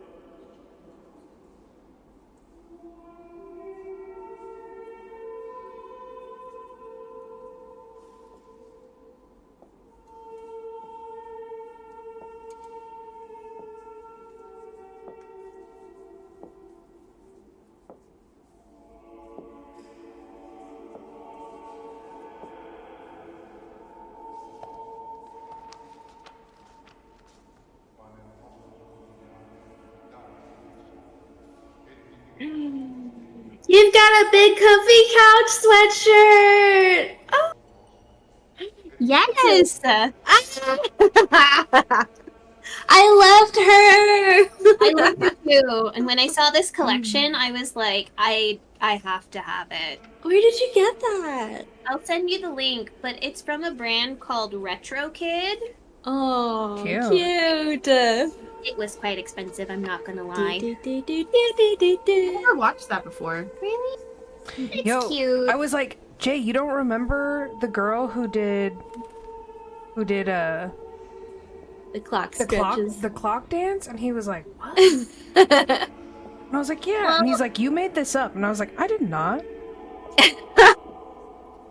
So the thing that's cool about it is that, obviously she was flexible, but it was, forced perspective, so she wasn't, fully her legs all the way like this.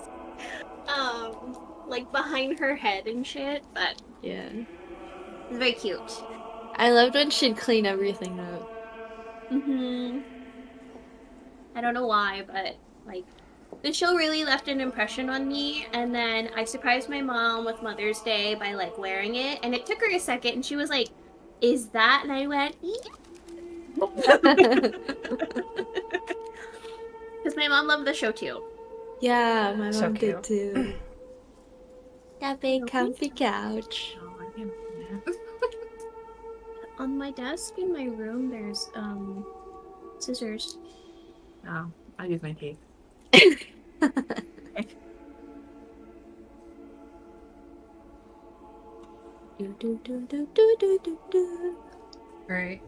You know what? You guys got your food and everything? I don't need more sodium.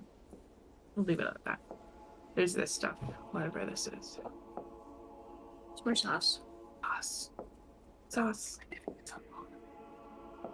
Thank you. What?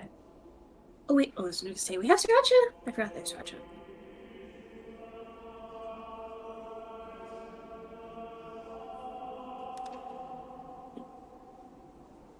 Okay.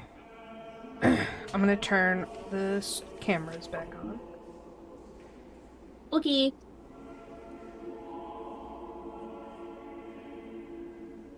We hath returned. So you wheel. Where do you guys go from here? Where do you drive Delphi in the caravan? You Probably back to the Thieves Guild. Back to the Thieves Guild. Okay. You are divvying up like your stealings, I should say, and Cyenna and Zatari are sort of very proud of themselves and are relaying their successes to Gemma, and Gemma tells them all about Arius and how she has a date with him in like 3 days.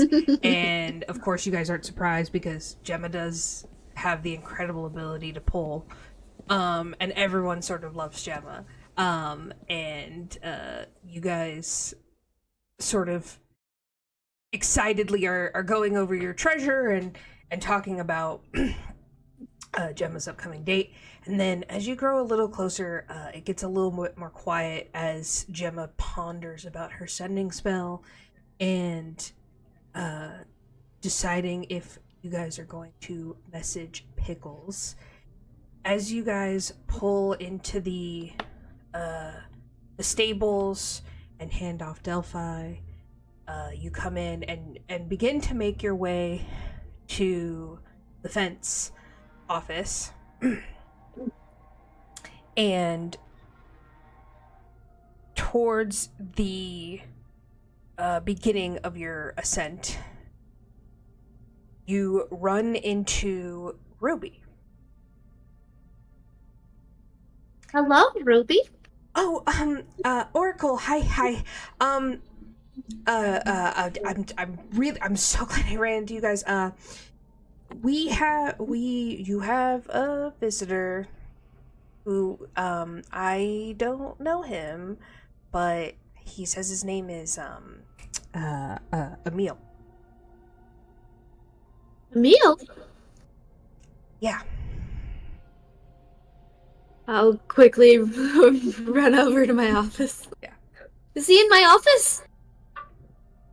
Yeah, God. okay.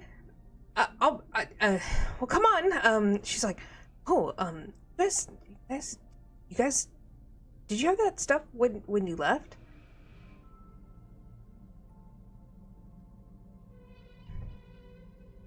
What happened? It's a little new. It's new. Oh, We did some stealing! Oh, right. Thieves Guild. And she just like runs up the stairs behind you guys. Zatari, you burst into your office and Emil? you see Emil just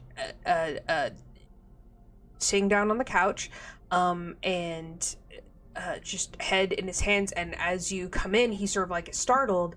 And he sees you and he kind of like jumps right up when you guys enter the room. Are you okay? No, well, I'm fine. Have you seen Pickles? Yeah, Pickles came to my house last night. Did you see Sydney? Yeah, I saw her. Is she okay? No.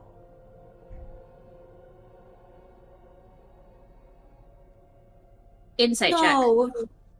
Go ahead.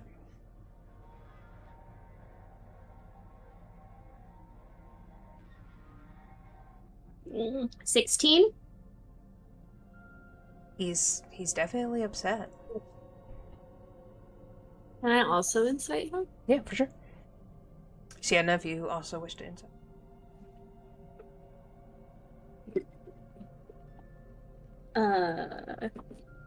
Oh, guidance. Okay. 22. Okay. So roll that.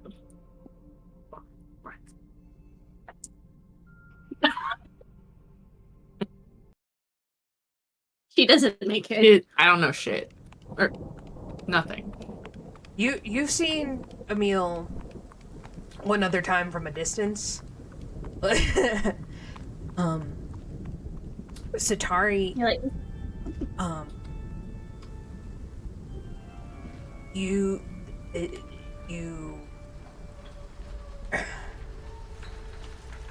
by the way he is acting, you know something is deeply wrong this moment, and you fear the worst for Sydney, and his face kind of reflects that. Is she dead? Yeah. What happened? I don't know.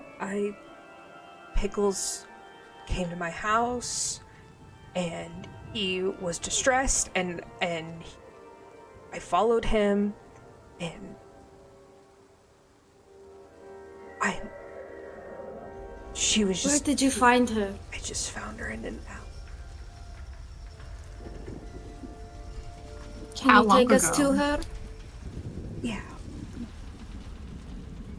I immediately take my mace out and I push him back onto the couch and I like have it in my hand and I say, I swear to Loki, if you had anything to do with this, you're dead.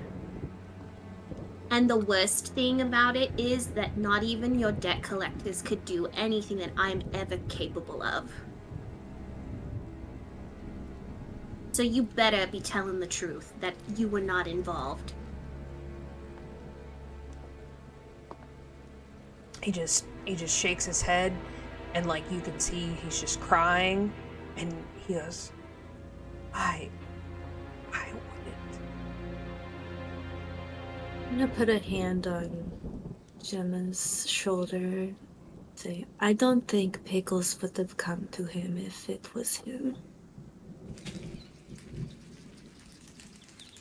Can you please take us to her right now as fast as you can? Yes. We all go. Yeah. He just looks at you guys before you leave, and when he stands up, and he just goes, sorry. And he leads you guys out. He is briskly walking through the rain. And the rain has just been incessant for the past few nights. And you guys are getting very soaked as you walk for a while, a good many blocks. And you go deep into the, right on the border of like the Eastway and the Heap side. To a run-down little apartment building, pretty nondescript. It's sort of just inland to the docks, but still only a couple streets down. It stinks like fish, and you can see that the high tide has really like affected the nearby area. Streets are like brushing up with, debris and whatnot. And he takes you up 4 flights of stairs until you guys enter a small, surprisingly neat, little apartment.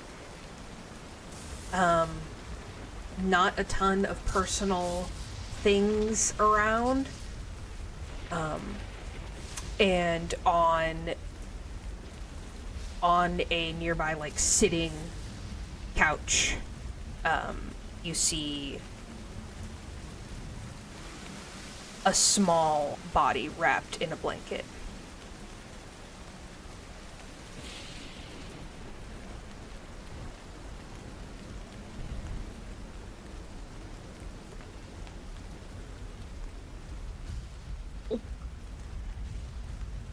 It's obviously been more than a minute, right?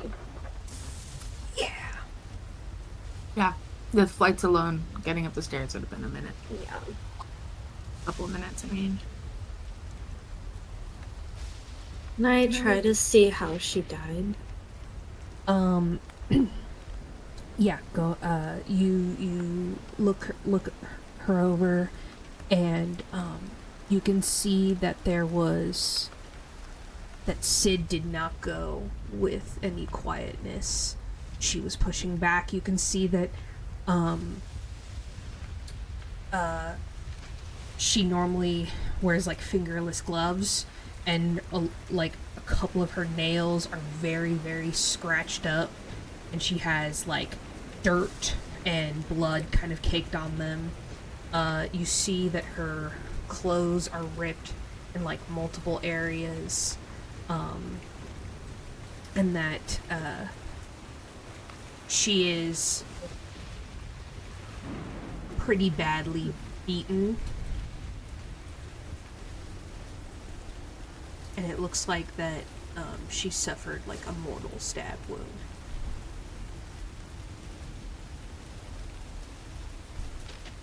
Where is the stab wound? It's in her chest, like, pretty close to her heart.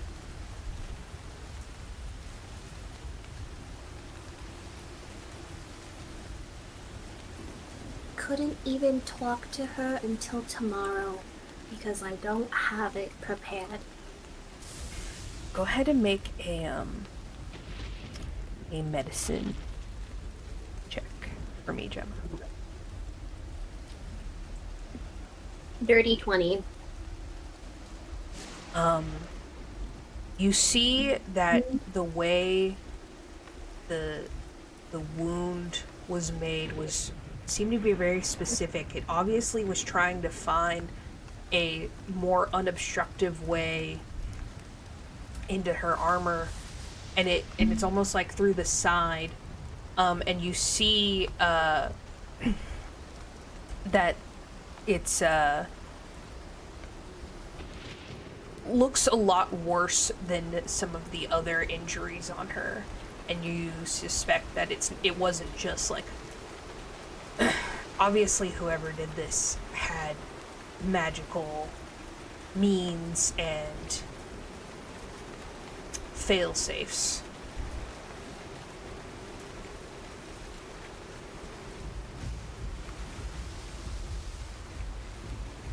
Where is Pickles?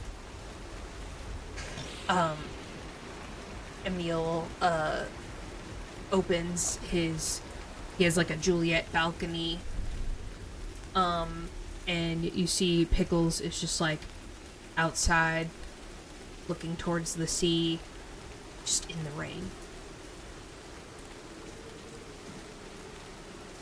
Go up to him.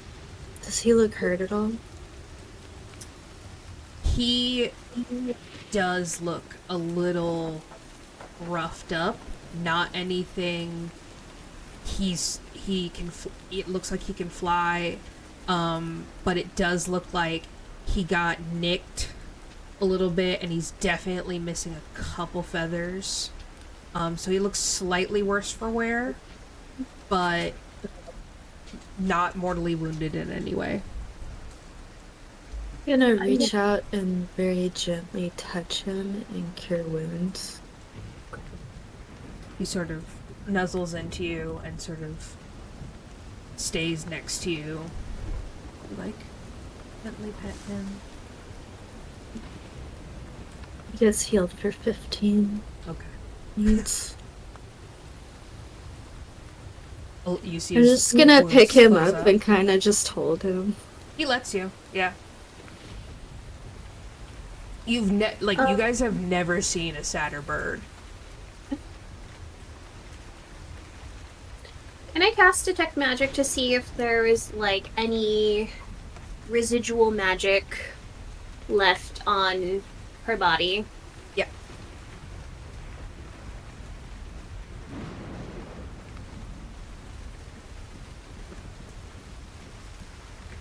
Okay. Anything? What'd you get? It just happens. Oh, it just happens. And it would be the School of Magic, is that right? Mm-hmm. It is... yeah, no. It does not detect any magic. Okay.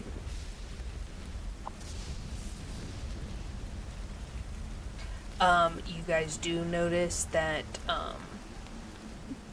she's not carrying any of her weapons. She still has her gear on her, though. Can we deduce that they looted her body? Yeah. Yeah. They did not take her armor or, like, her boots or anything like that, but they definitely stole any, like, personal effects that were on her, and any gold or her daggers, her bow.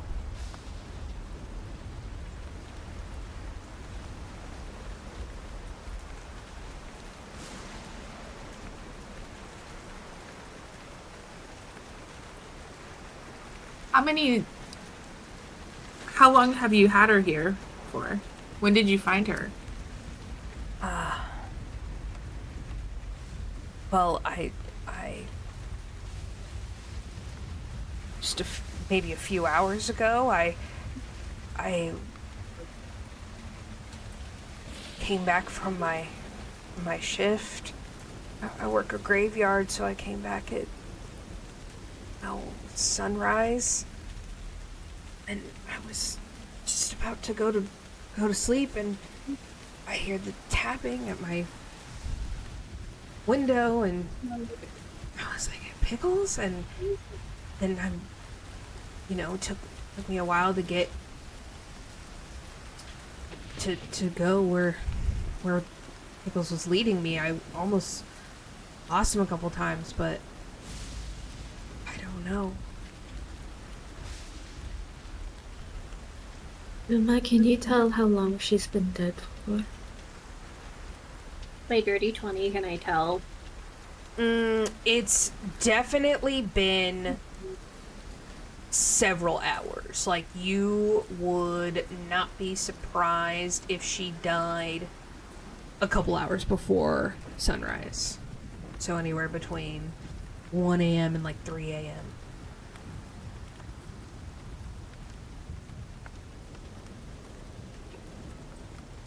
Where did she die? He found her in an alley. Maybe you can take us to that alley. Yeah,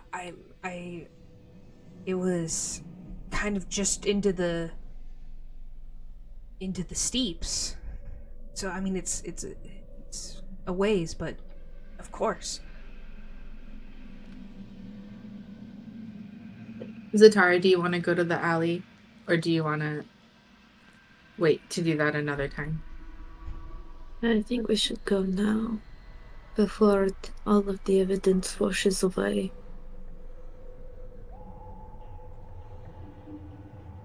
I'm gonna pick her up, though, and take her to the carriage. Okay. The caravan. And I'm gonna bring Pickles with us, too.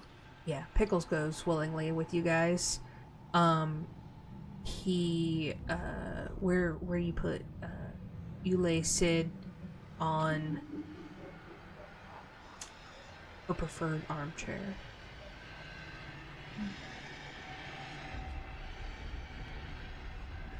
And you're able to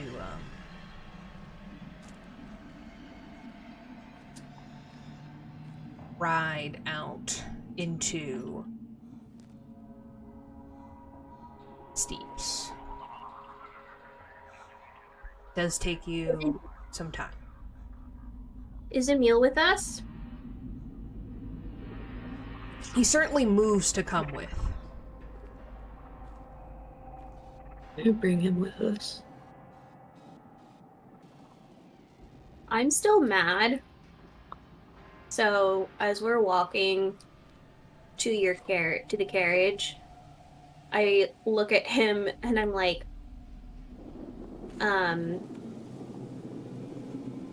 mighty convenient that yet again something like this happens when it rains. Don't you think, Emil?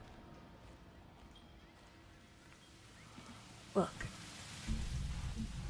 I know that Sid doesn't like me, didn't like me. And you know what? I don't blame her. I wish I could convince you that I didn't do this, but I mean, I understand why you don't trust me. Your reputation's already tainted. Of course we don't trust you. That's, fair.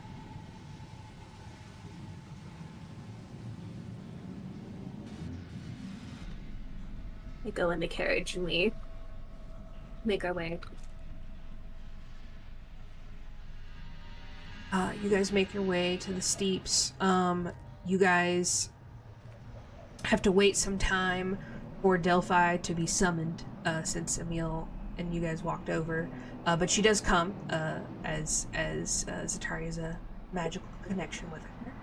And then it is, again, some time for you guys to make it to the Steeps. He leads you to an area in the Steeps that is sort of southwest of center of the Steeps. Again, just sort of in the middle of this area, and it's a narrow alleyway with just some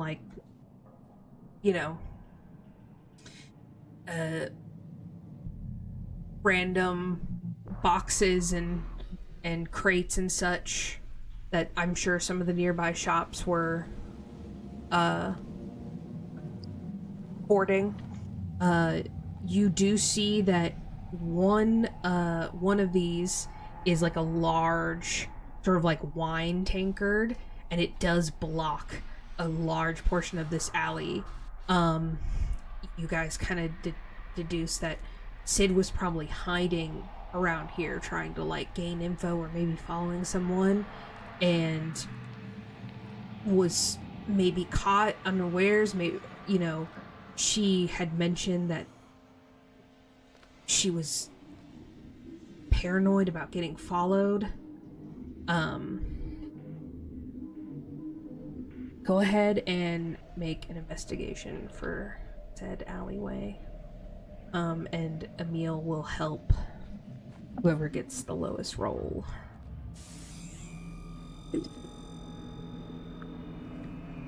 14. 18.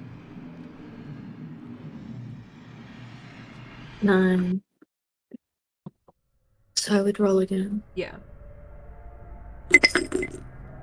It's not 20. Okay. Oh yeah. Zatari, you're really irritated with just the situation in general, and you are just kind of berating Sid in your mind about how she wasn't being safe, and that's all you wanted for her, and you got her that alarm so that she wouldn't have to put herself in danger, and you're just you're so sorry. and you kind of are at the end of the alley, and you sort of kick at something and lean up against one of the crates, and Emil comes over and he's like, over here, and you sort of go over after you've taken a few deep breaths, and you look around, and you do sort of notice like the minute details of a fight. So you do see that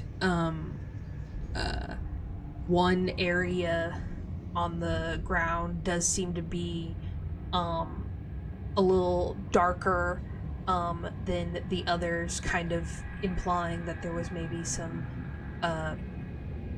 liquid or blood that had been pooling there for a little bit. Of course, a lot of it has been like washed off now, so it's not like you can track any footprints or anything like that, but you do see signs of a struggle. You see tears and like scuffs on the brick or wood around. Cyenna and Gemma, you guys sort of patrol the outside area, and Gemma, you're not unfamiliar with this area since it is kind of near the temple district.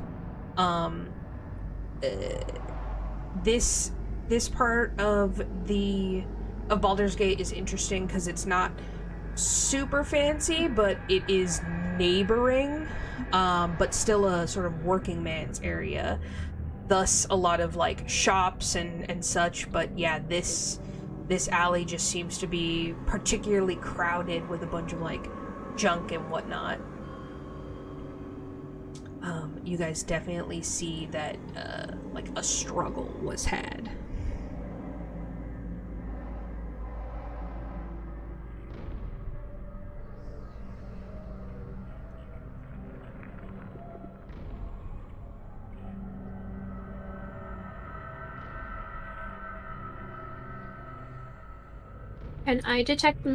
Can I ritual cast detect magic? Yeah. Okay. Anything? Yeah, let me check the wording on this.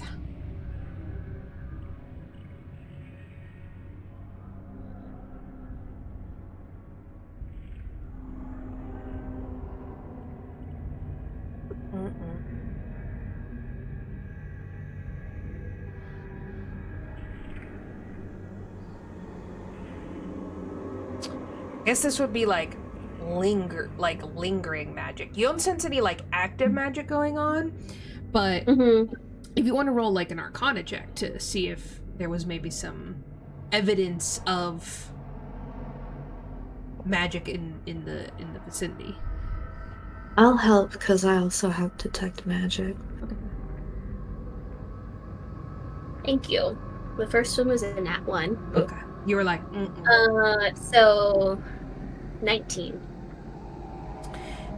You definitely see that there were some spells like cast in the area. You see some like force damage on the wall, and possibly some like lightning uses. You think it's very, very possible that they have a spellcaster, whoever they are.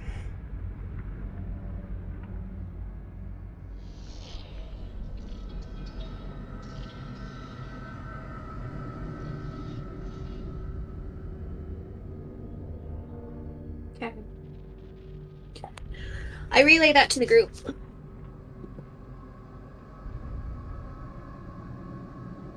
I don't think we'll be able to learn anything more until we could talk to Sydney or Pickles.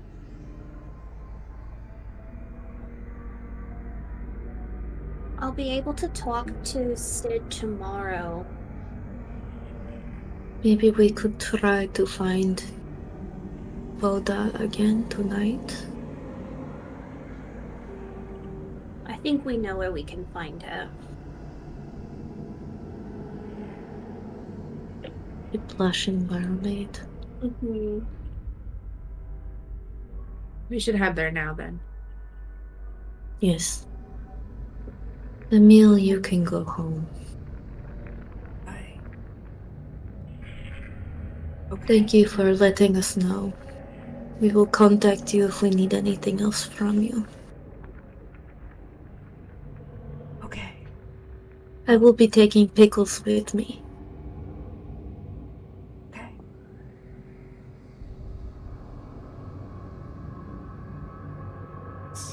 Stay safe.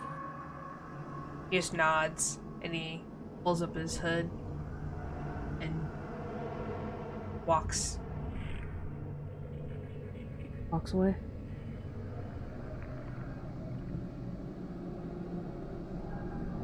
Oh, the blushing mermaid.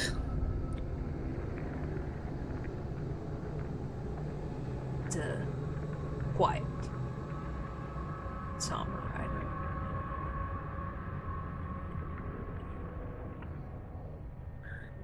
As you enter and park in your now normal spot, as you step out, you are greeted by the difference in mood that the blushing mermaid boasts. And while you guys are tearful and grieving, everyone out here is having a great time. It's bizarre to be in an environment that is so different than the one that you guys are experiencing.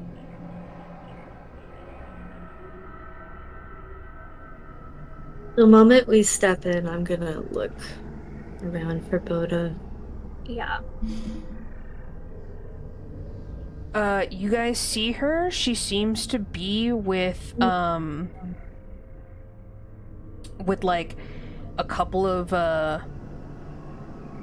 people like around her. You see the table is just like littered with like drinks. And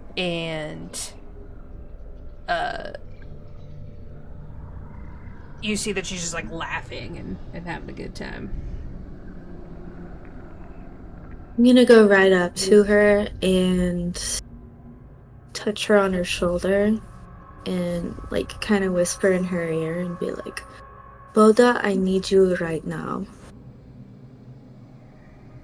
Are you ready? 80 gold. I find an empty table.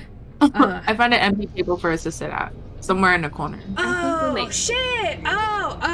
Hey, you guys again! Long time no see. Okay, right now. Okay, guys. Next round's on me. Not really. I gotta go. And she sort of like gets up and has like another human woman like let her out, and she sort of pops down to the other table that Cyenna pulled up for you guys. Well, I think we're gonna go back out to my caravan. I'm just gonna link my arm around hers, kind of half help carry her and be like, we need to talk now. Okay. Oh, yeah. I'm just gonna pull her over to the carriage. Okay. She lets herself get pulled out into the rain. She seems unperturbed by getting really wet, nor does she seem like she's like kind of dressed for this weather, but she's fine. And she like looks around. She's like, "Oh, you guys had a bird, right? Raven Pickles. Yes, Pickles. Yeah. We need you to talk to him again, unfortunately. Oh. What? About like something good, right? No. Yeah. Just judging off the faces, like, I didn't think so, but I thought I would like take a wild shot in the dark. I wish it was something good, but no. It is something much worse. But we will pay you for your time. Sure. She goes up and is like petting Delphi, and Delphi, of course, is snuggling into her, and she's like, such Such a good pony. Alright. Alright. And she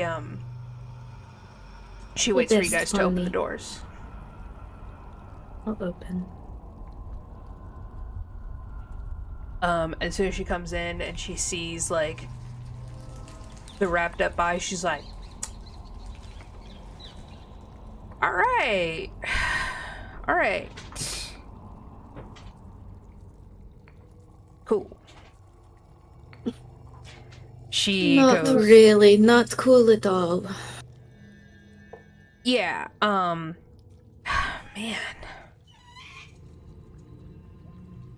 Was this? This is Sydney. Shit. There used to be 4 of you. We need to know what happened to her.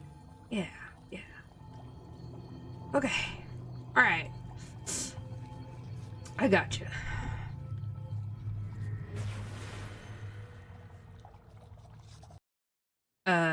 She takes 10 minutes to talk to Pickles again. And very similarly to last time, she grows more and more somber.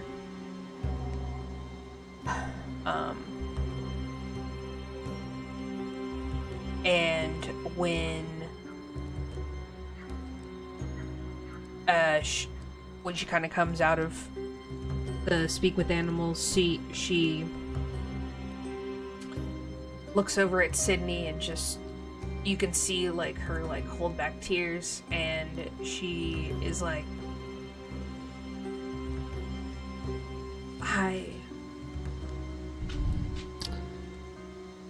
I think the way that Pickles describes it, it really seems like they had been following her. They knew where she was gonna be.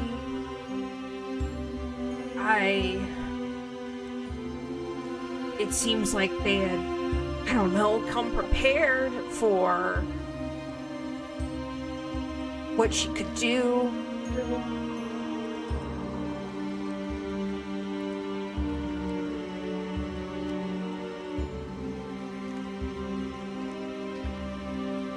How many of them were there? 5. Pickles said that, he said this time there was a net.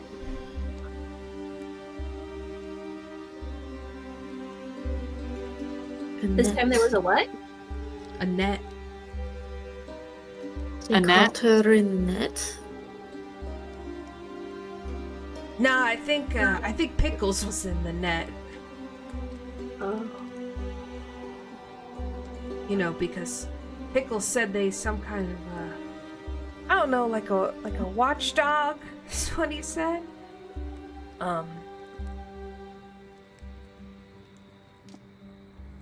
An actual dog? Nah, Pickles, I think him and Sid had kind of worked out like a signal.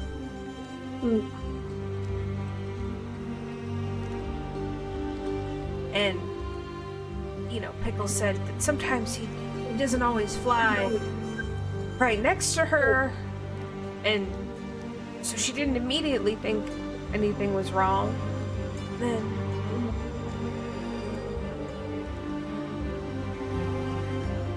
did he see if they looked like maybe the Zatari or the Black Hand?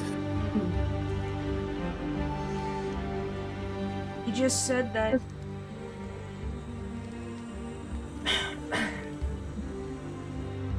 he didn't get a great look at them, but they did their best to cover anything. Said they wore gloves.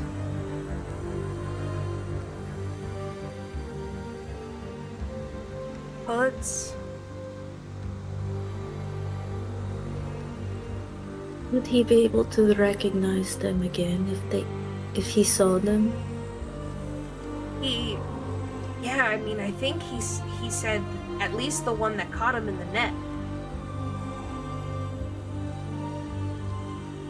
He said he got that one on the face.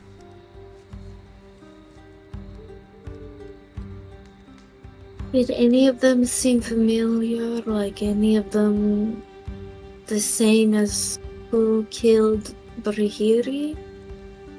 He says maybe. He was knocked out for most of the fight.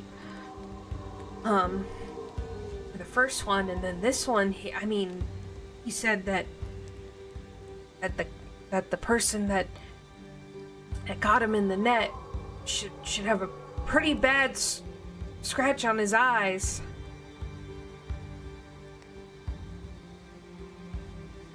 What did the guy that caught him look like?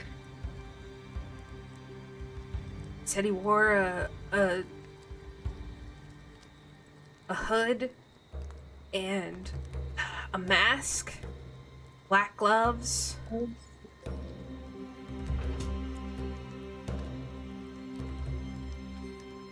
Tall, But he- short.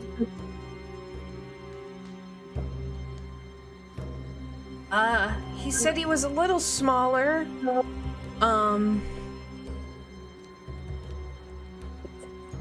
Not the beefiest guy.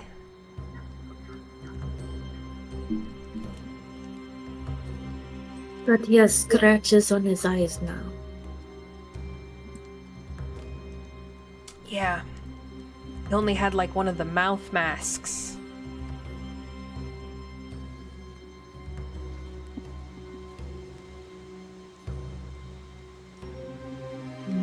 How did Pickles escape? He said that eventually the guy left and Pickles was able to slowly like snip away at the net, but it took him a little bit.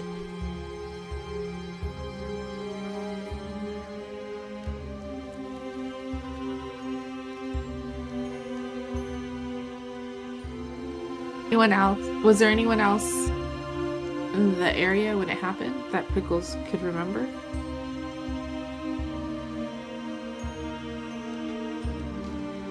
I mean, it was dark, it was night, it was raining, people weren't out.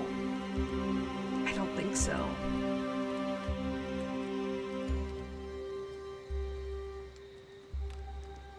Can you tell him that he is a good boy and that it is not his fault? Yeah.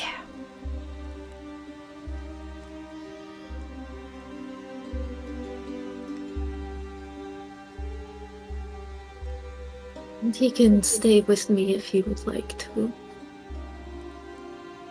I feel like we could also ask your mom if she has space on her ranch. Let him retire. We should see what Pickles wants to do.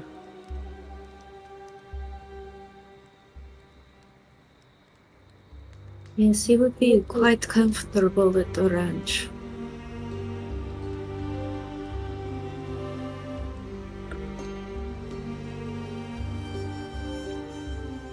I think we should give him a few days. We shouldn't ask,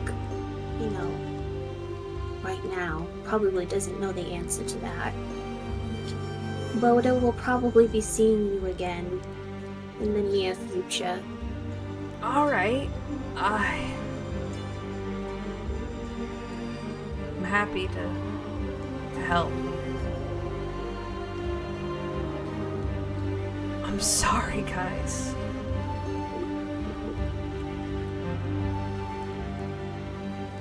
I warned her. We're sorry too.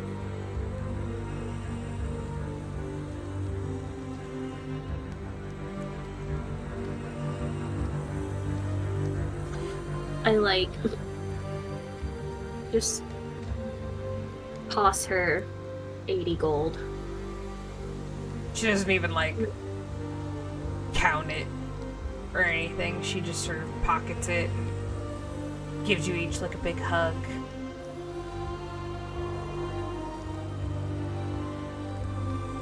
Let me check some.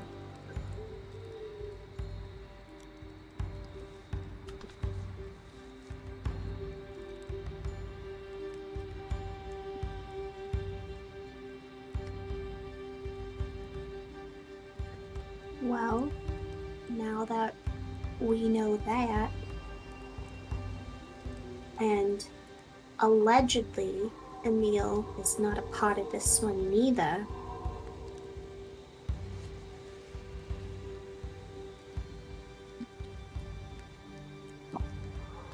I think it's all connected. I still don't think that it is a meal, though. I don't think Pickles would trust him if it was. Could you disguise yourself as anything, Zatari? Pretty much. We both can. Could you disguise yourself to be Sydney? Yes.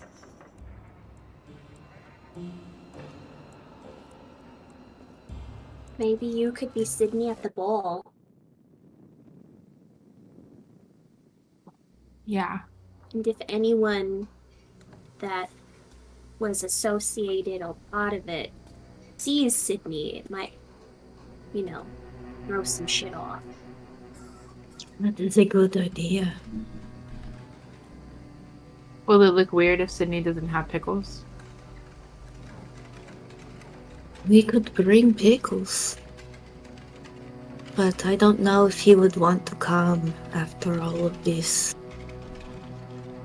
Also, I don't really know if they would allow even, familiars or things like that into things like this, because it's so secret, Or maybe we'll just go with Zatari dressed as Sydney. I mean, we have access to the outfit Sydney was gonna wear that night. True. Probably in their room. Does she still have her hat?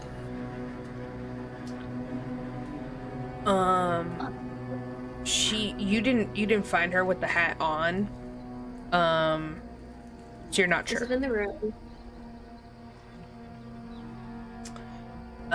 Yeah, you guys checked her room. Yeah, it was in the room. It's too nice to wear it when you're sneaking. Above table, how tall is Zatari? I am In your tiefling form? 5'4". Yeah, I was like, she's Okay. not that tall. Okay. She's my height in real life. Yeah. Just checking, because disguise self can make you only appear a foot shorter. Okay, so she's 3'4", right? Just making sure that we can make it Convincing. as convincing as possible, because it would be obvious if suddenly she was tall. You know what I mean? Yeah. I want to say Sid was around that height. Okay. 3'4" or 4'4"? 4'4". Oh yeah, 4'4". Yeah, I think Sid was Oh, like Sid. 3'4". How tall are She's you? that again? small? I kind of remember her being pretty tiny. I've never really thought about it, but I'd probably be the same height as Zatari.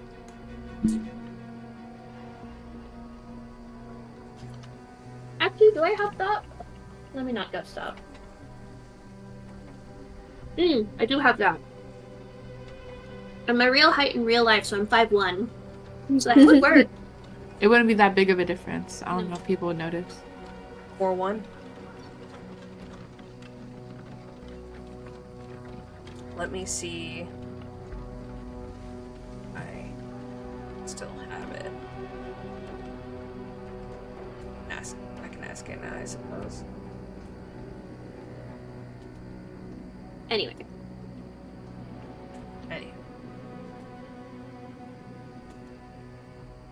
Should we go back? Well, halflings are like the size of children, right? I was like 4 something when I was in middle school. Yeah, I think 4 feet is pretty acceptable. Halflings are about 3 foot tall. Mm. Ooh. Yeah, Maybe so that's I out was of the like, question. I remember her being pretty damn tiny. So that is Well, something to maybe think in about. my disguise, she could wear platform boots. 1 foot tall. That's like a stone. You could definitely wear, tall boots. We're still workshopping. Yeah. Ma'am, do you want to go back to the guild? Yes. Do you think her body's safe there? Yes. It would be safe at the guild. She should not have left the guild.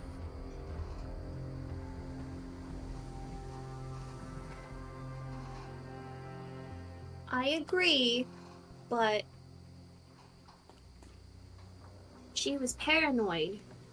With everything that's happened to her in the last month,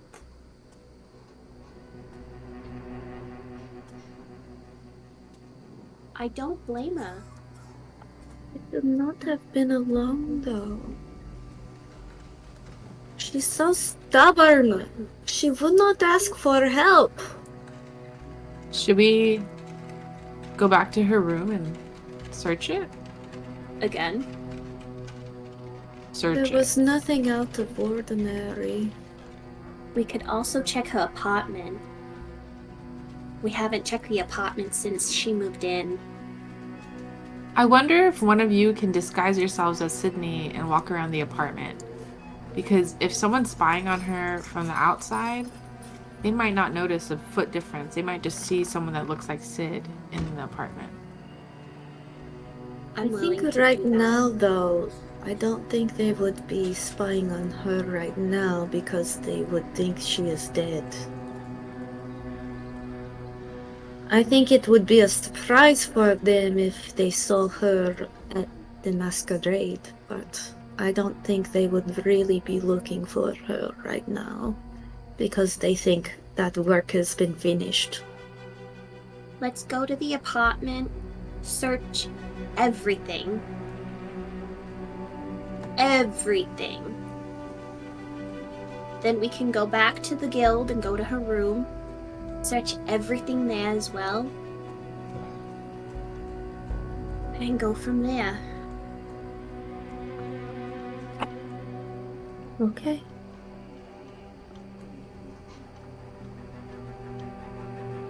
Go. I told them I to go to the apartment. You guys go to Sydney's apartment. Boda departs. As you get up to Sydney's apartment, Zatari immediately notice that the lock that gave you so much trouble the last time you were here is broken. And the door is slightly ajar. As you guys push open the door, the apartment is ransacked. It was like that before, wasn't it? No. Well, we knew it was broken into before, right? Yes, just some things had been disturbed. But it wasn't ransacked. This is torn apart.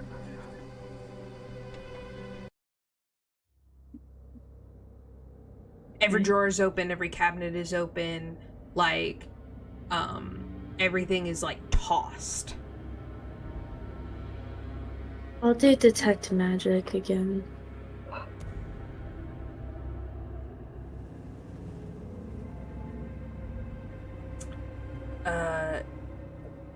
You don't sense any lingering magic.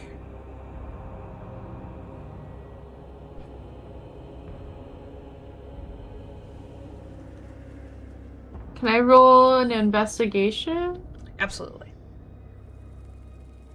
I think we will all. too. Okay. Yeah. I got 20 Woo!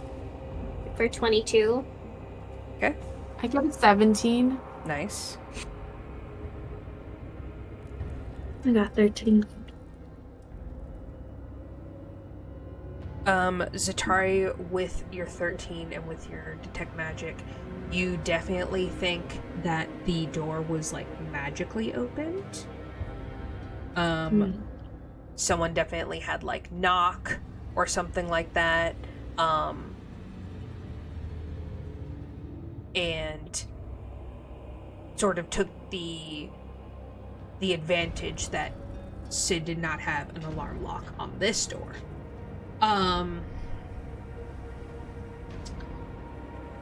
Cyenna, you notice right away that, one, this looks to have been done in a way that, for you, an accomplished thief, would suggest that they didn't care how it like looked when how they like left it. Normally when you're trying to sneak something out, like you're gonna like leave it how it was left. This is no one thinks that they're gonna get caught or anything like that. Right.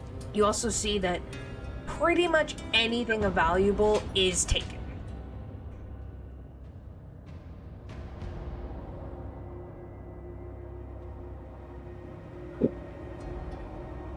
So those paintings are gone. Paintings are gone. Paintings are gone. So artwork is gone. You see that like there's like holes in like Sid's bookcase. She doesn't have a ton of books, but she did have a couple. Jewelry or anything like that. You see like that she kept like one backup pair of boots here that was gone. So just absolutely everything was looted in here. And I'll say, Gemma, with the nat 20, you notice that there is multiple footprints in here. It seems to be two people, one larger person and one smaller person.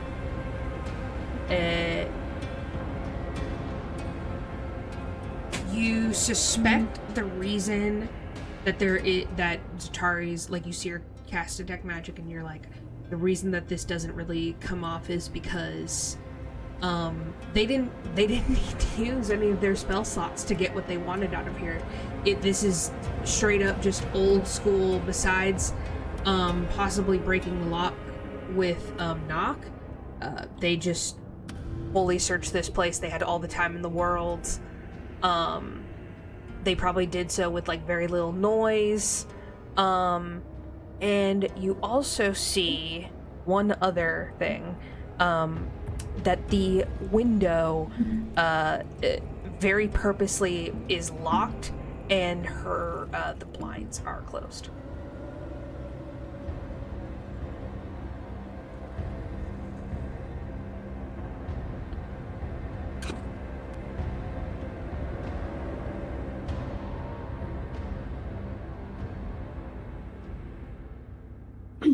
The window and blinds are closed, Mm-hmm. so they only came through the door. Yeah.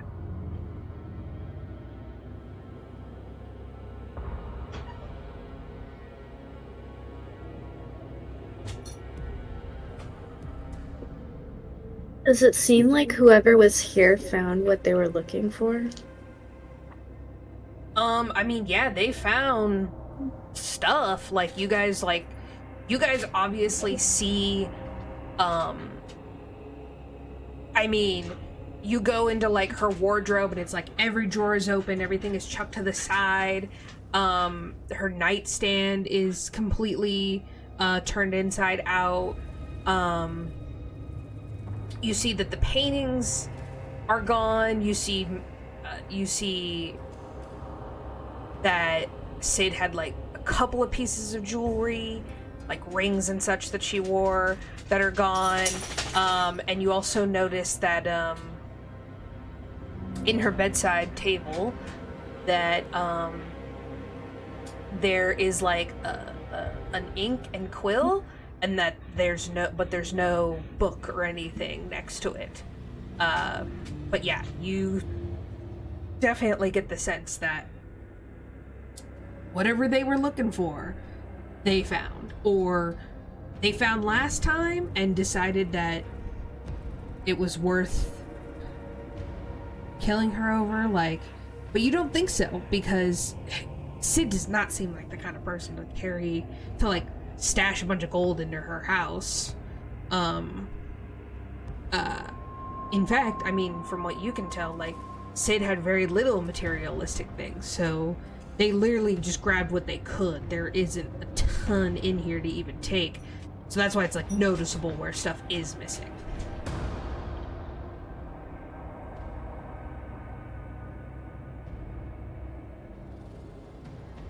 Is there anything that's like thieves' cant around that Sid may have left to like mark anything?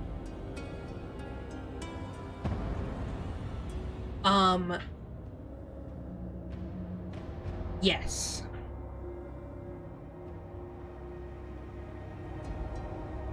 Yeah, you guys see that on essentially you're kind of like looking at the inside of her drawer, you do see a little thieves' cant message indicating that there is like a false bottom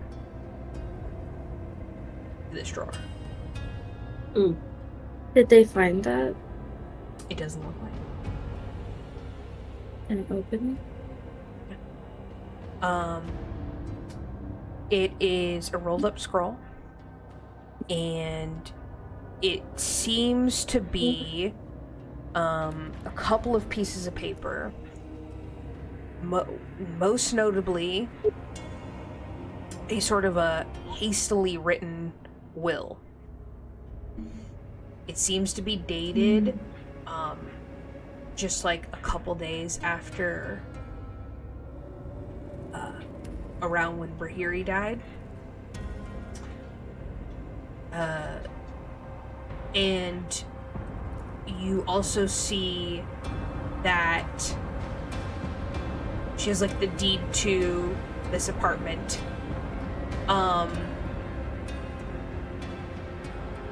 And the will essentially like lists all of her earthly possessions, which are again very few. You notice that Pickles isn't even on it yet, and that she did have some gold in her account. Does it say who it's supposed to go to?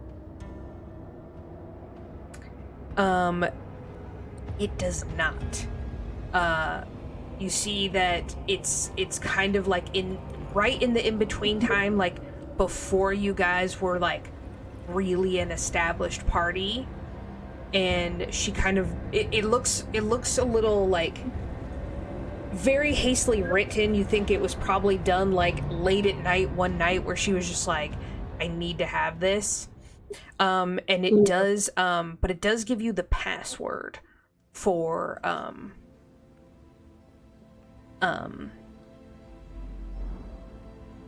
the account. Okay. I'll take that with me. Is there anything interesting on the list of things that she has in her will? Like anything that someone might want to steal, or maybe a valuable clue for us?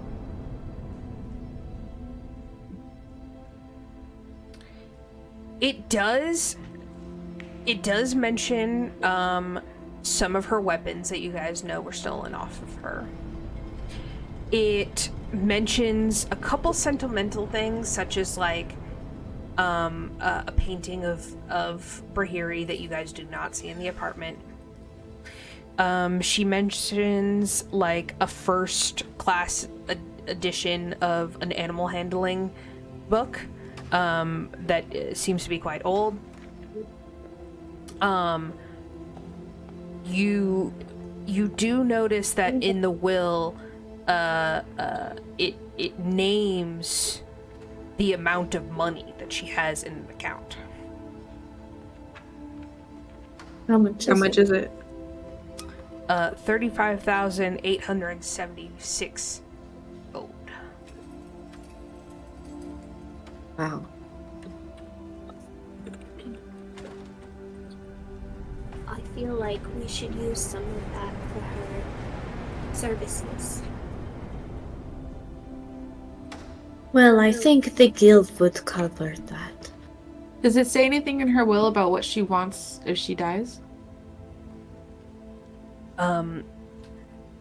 It mentions that she would like to be buried in the forest. And the wording on,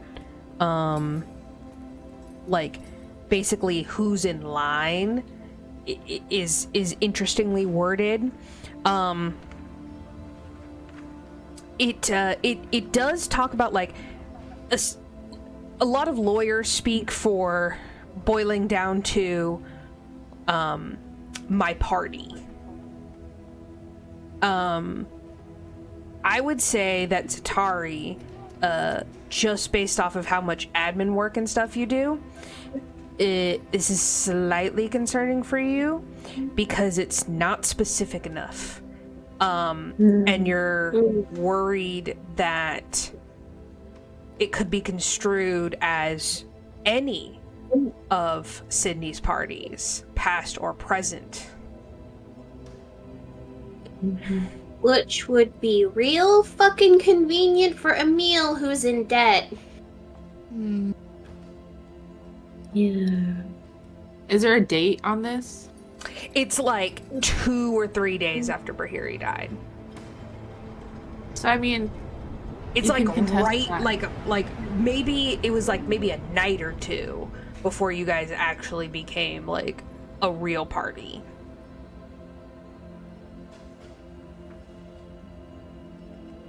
But she wouldn't have been a part of the other party for a while at that point. It's just badly Yeah. worded.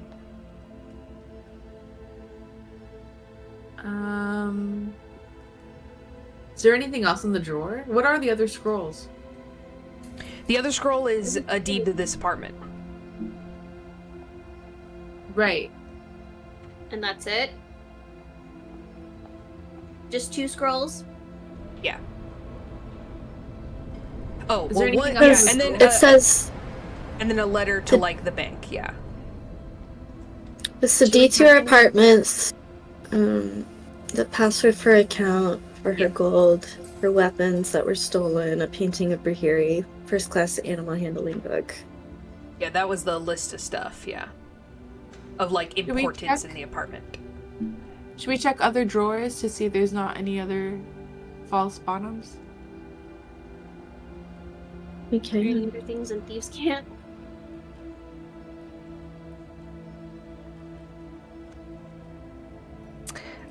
Yeah, you guys go ahead and make me an investigation check. Just one of you. I can't speak it, so... Okay, yeah, not Gemma. I can't. Gemma's like, I've got a +2, what does that say? and I have luck. You want to do it then? You want to give her some help? What do I do? Just say. I'll give you help. You get advantage. Since you also speak it. Dirty 20. You see, in her sort of hall closet, that she has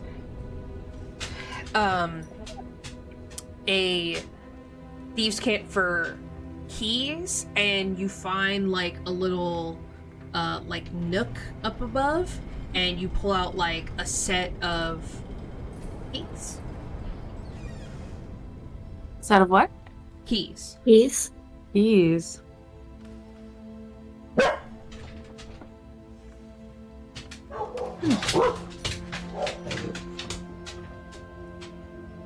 How many keys are on the key 5. chain? 5 keys. Is there anything in the room that needs a key to be opened?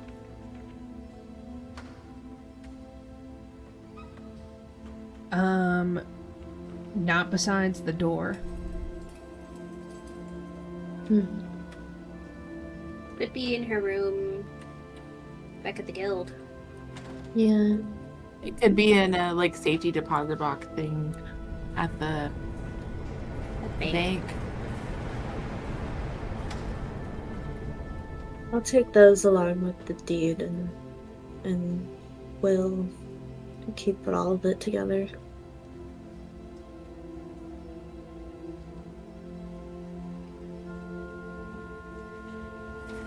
What floor is she on? 3rd floor, I believe.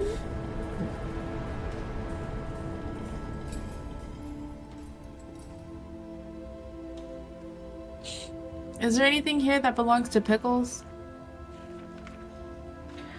You do see he has like a couple balls and stuff around. Maybe we should get those. Just in case. It comforts.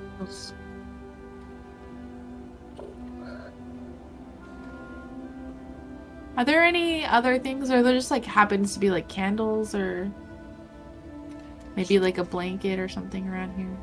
Yeah, there's definitely simple stuff like that. Unused candles, since it seems like Sid just bought them and then just never got around to using them. I'll take her pillow if it's there to get the Pickles. I'm gonna grab a candle or a couple of candles and candle holders, and then maybe like a blanket or something that I could find. Yeah. You guys grab what you can of her personal effects, kind of grasping at straws on things of importance. You kind of trek down the stairs, carefully hiding the objects under your cloak, and you kind of bustle back into the caravan. We'll go back to the guild.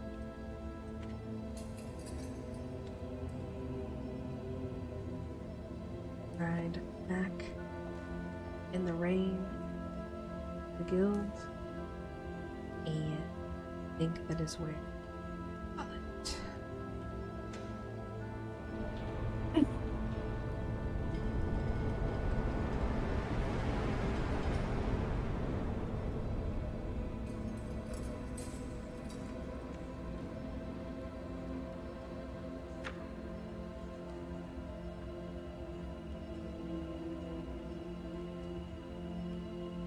We love you, Sydney.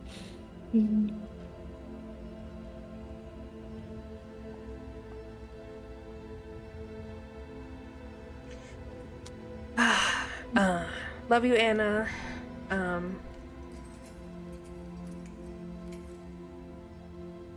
Very sad that to write off Sid, but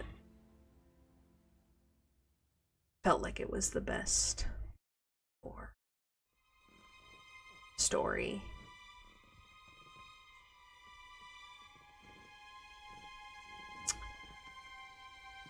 Alright. I'm gonna end stream.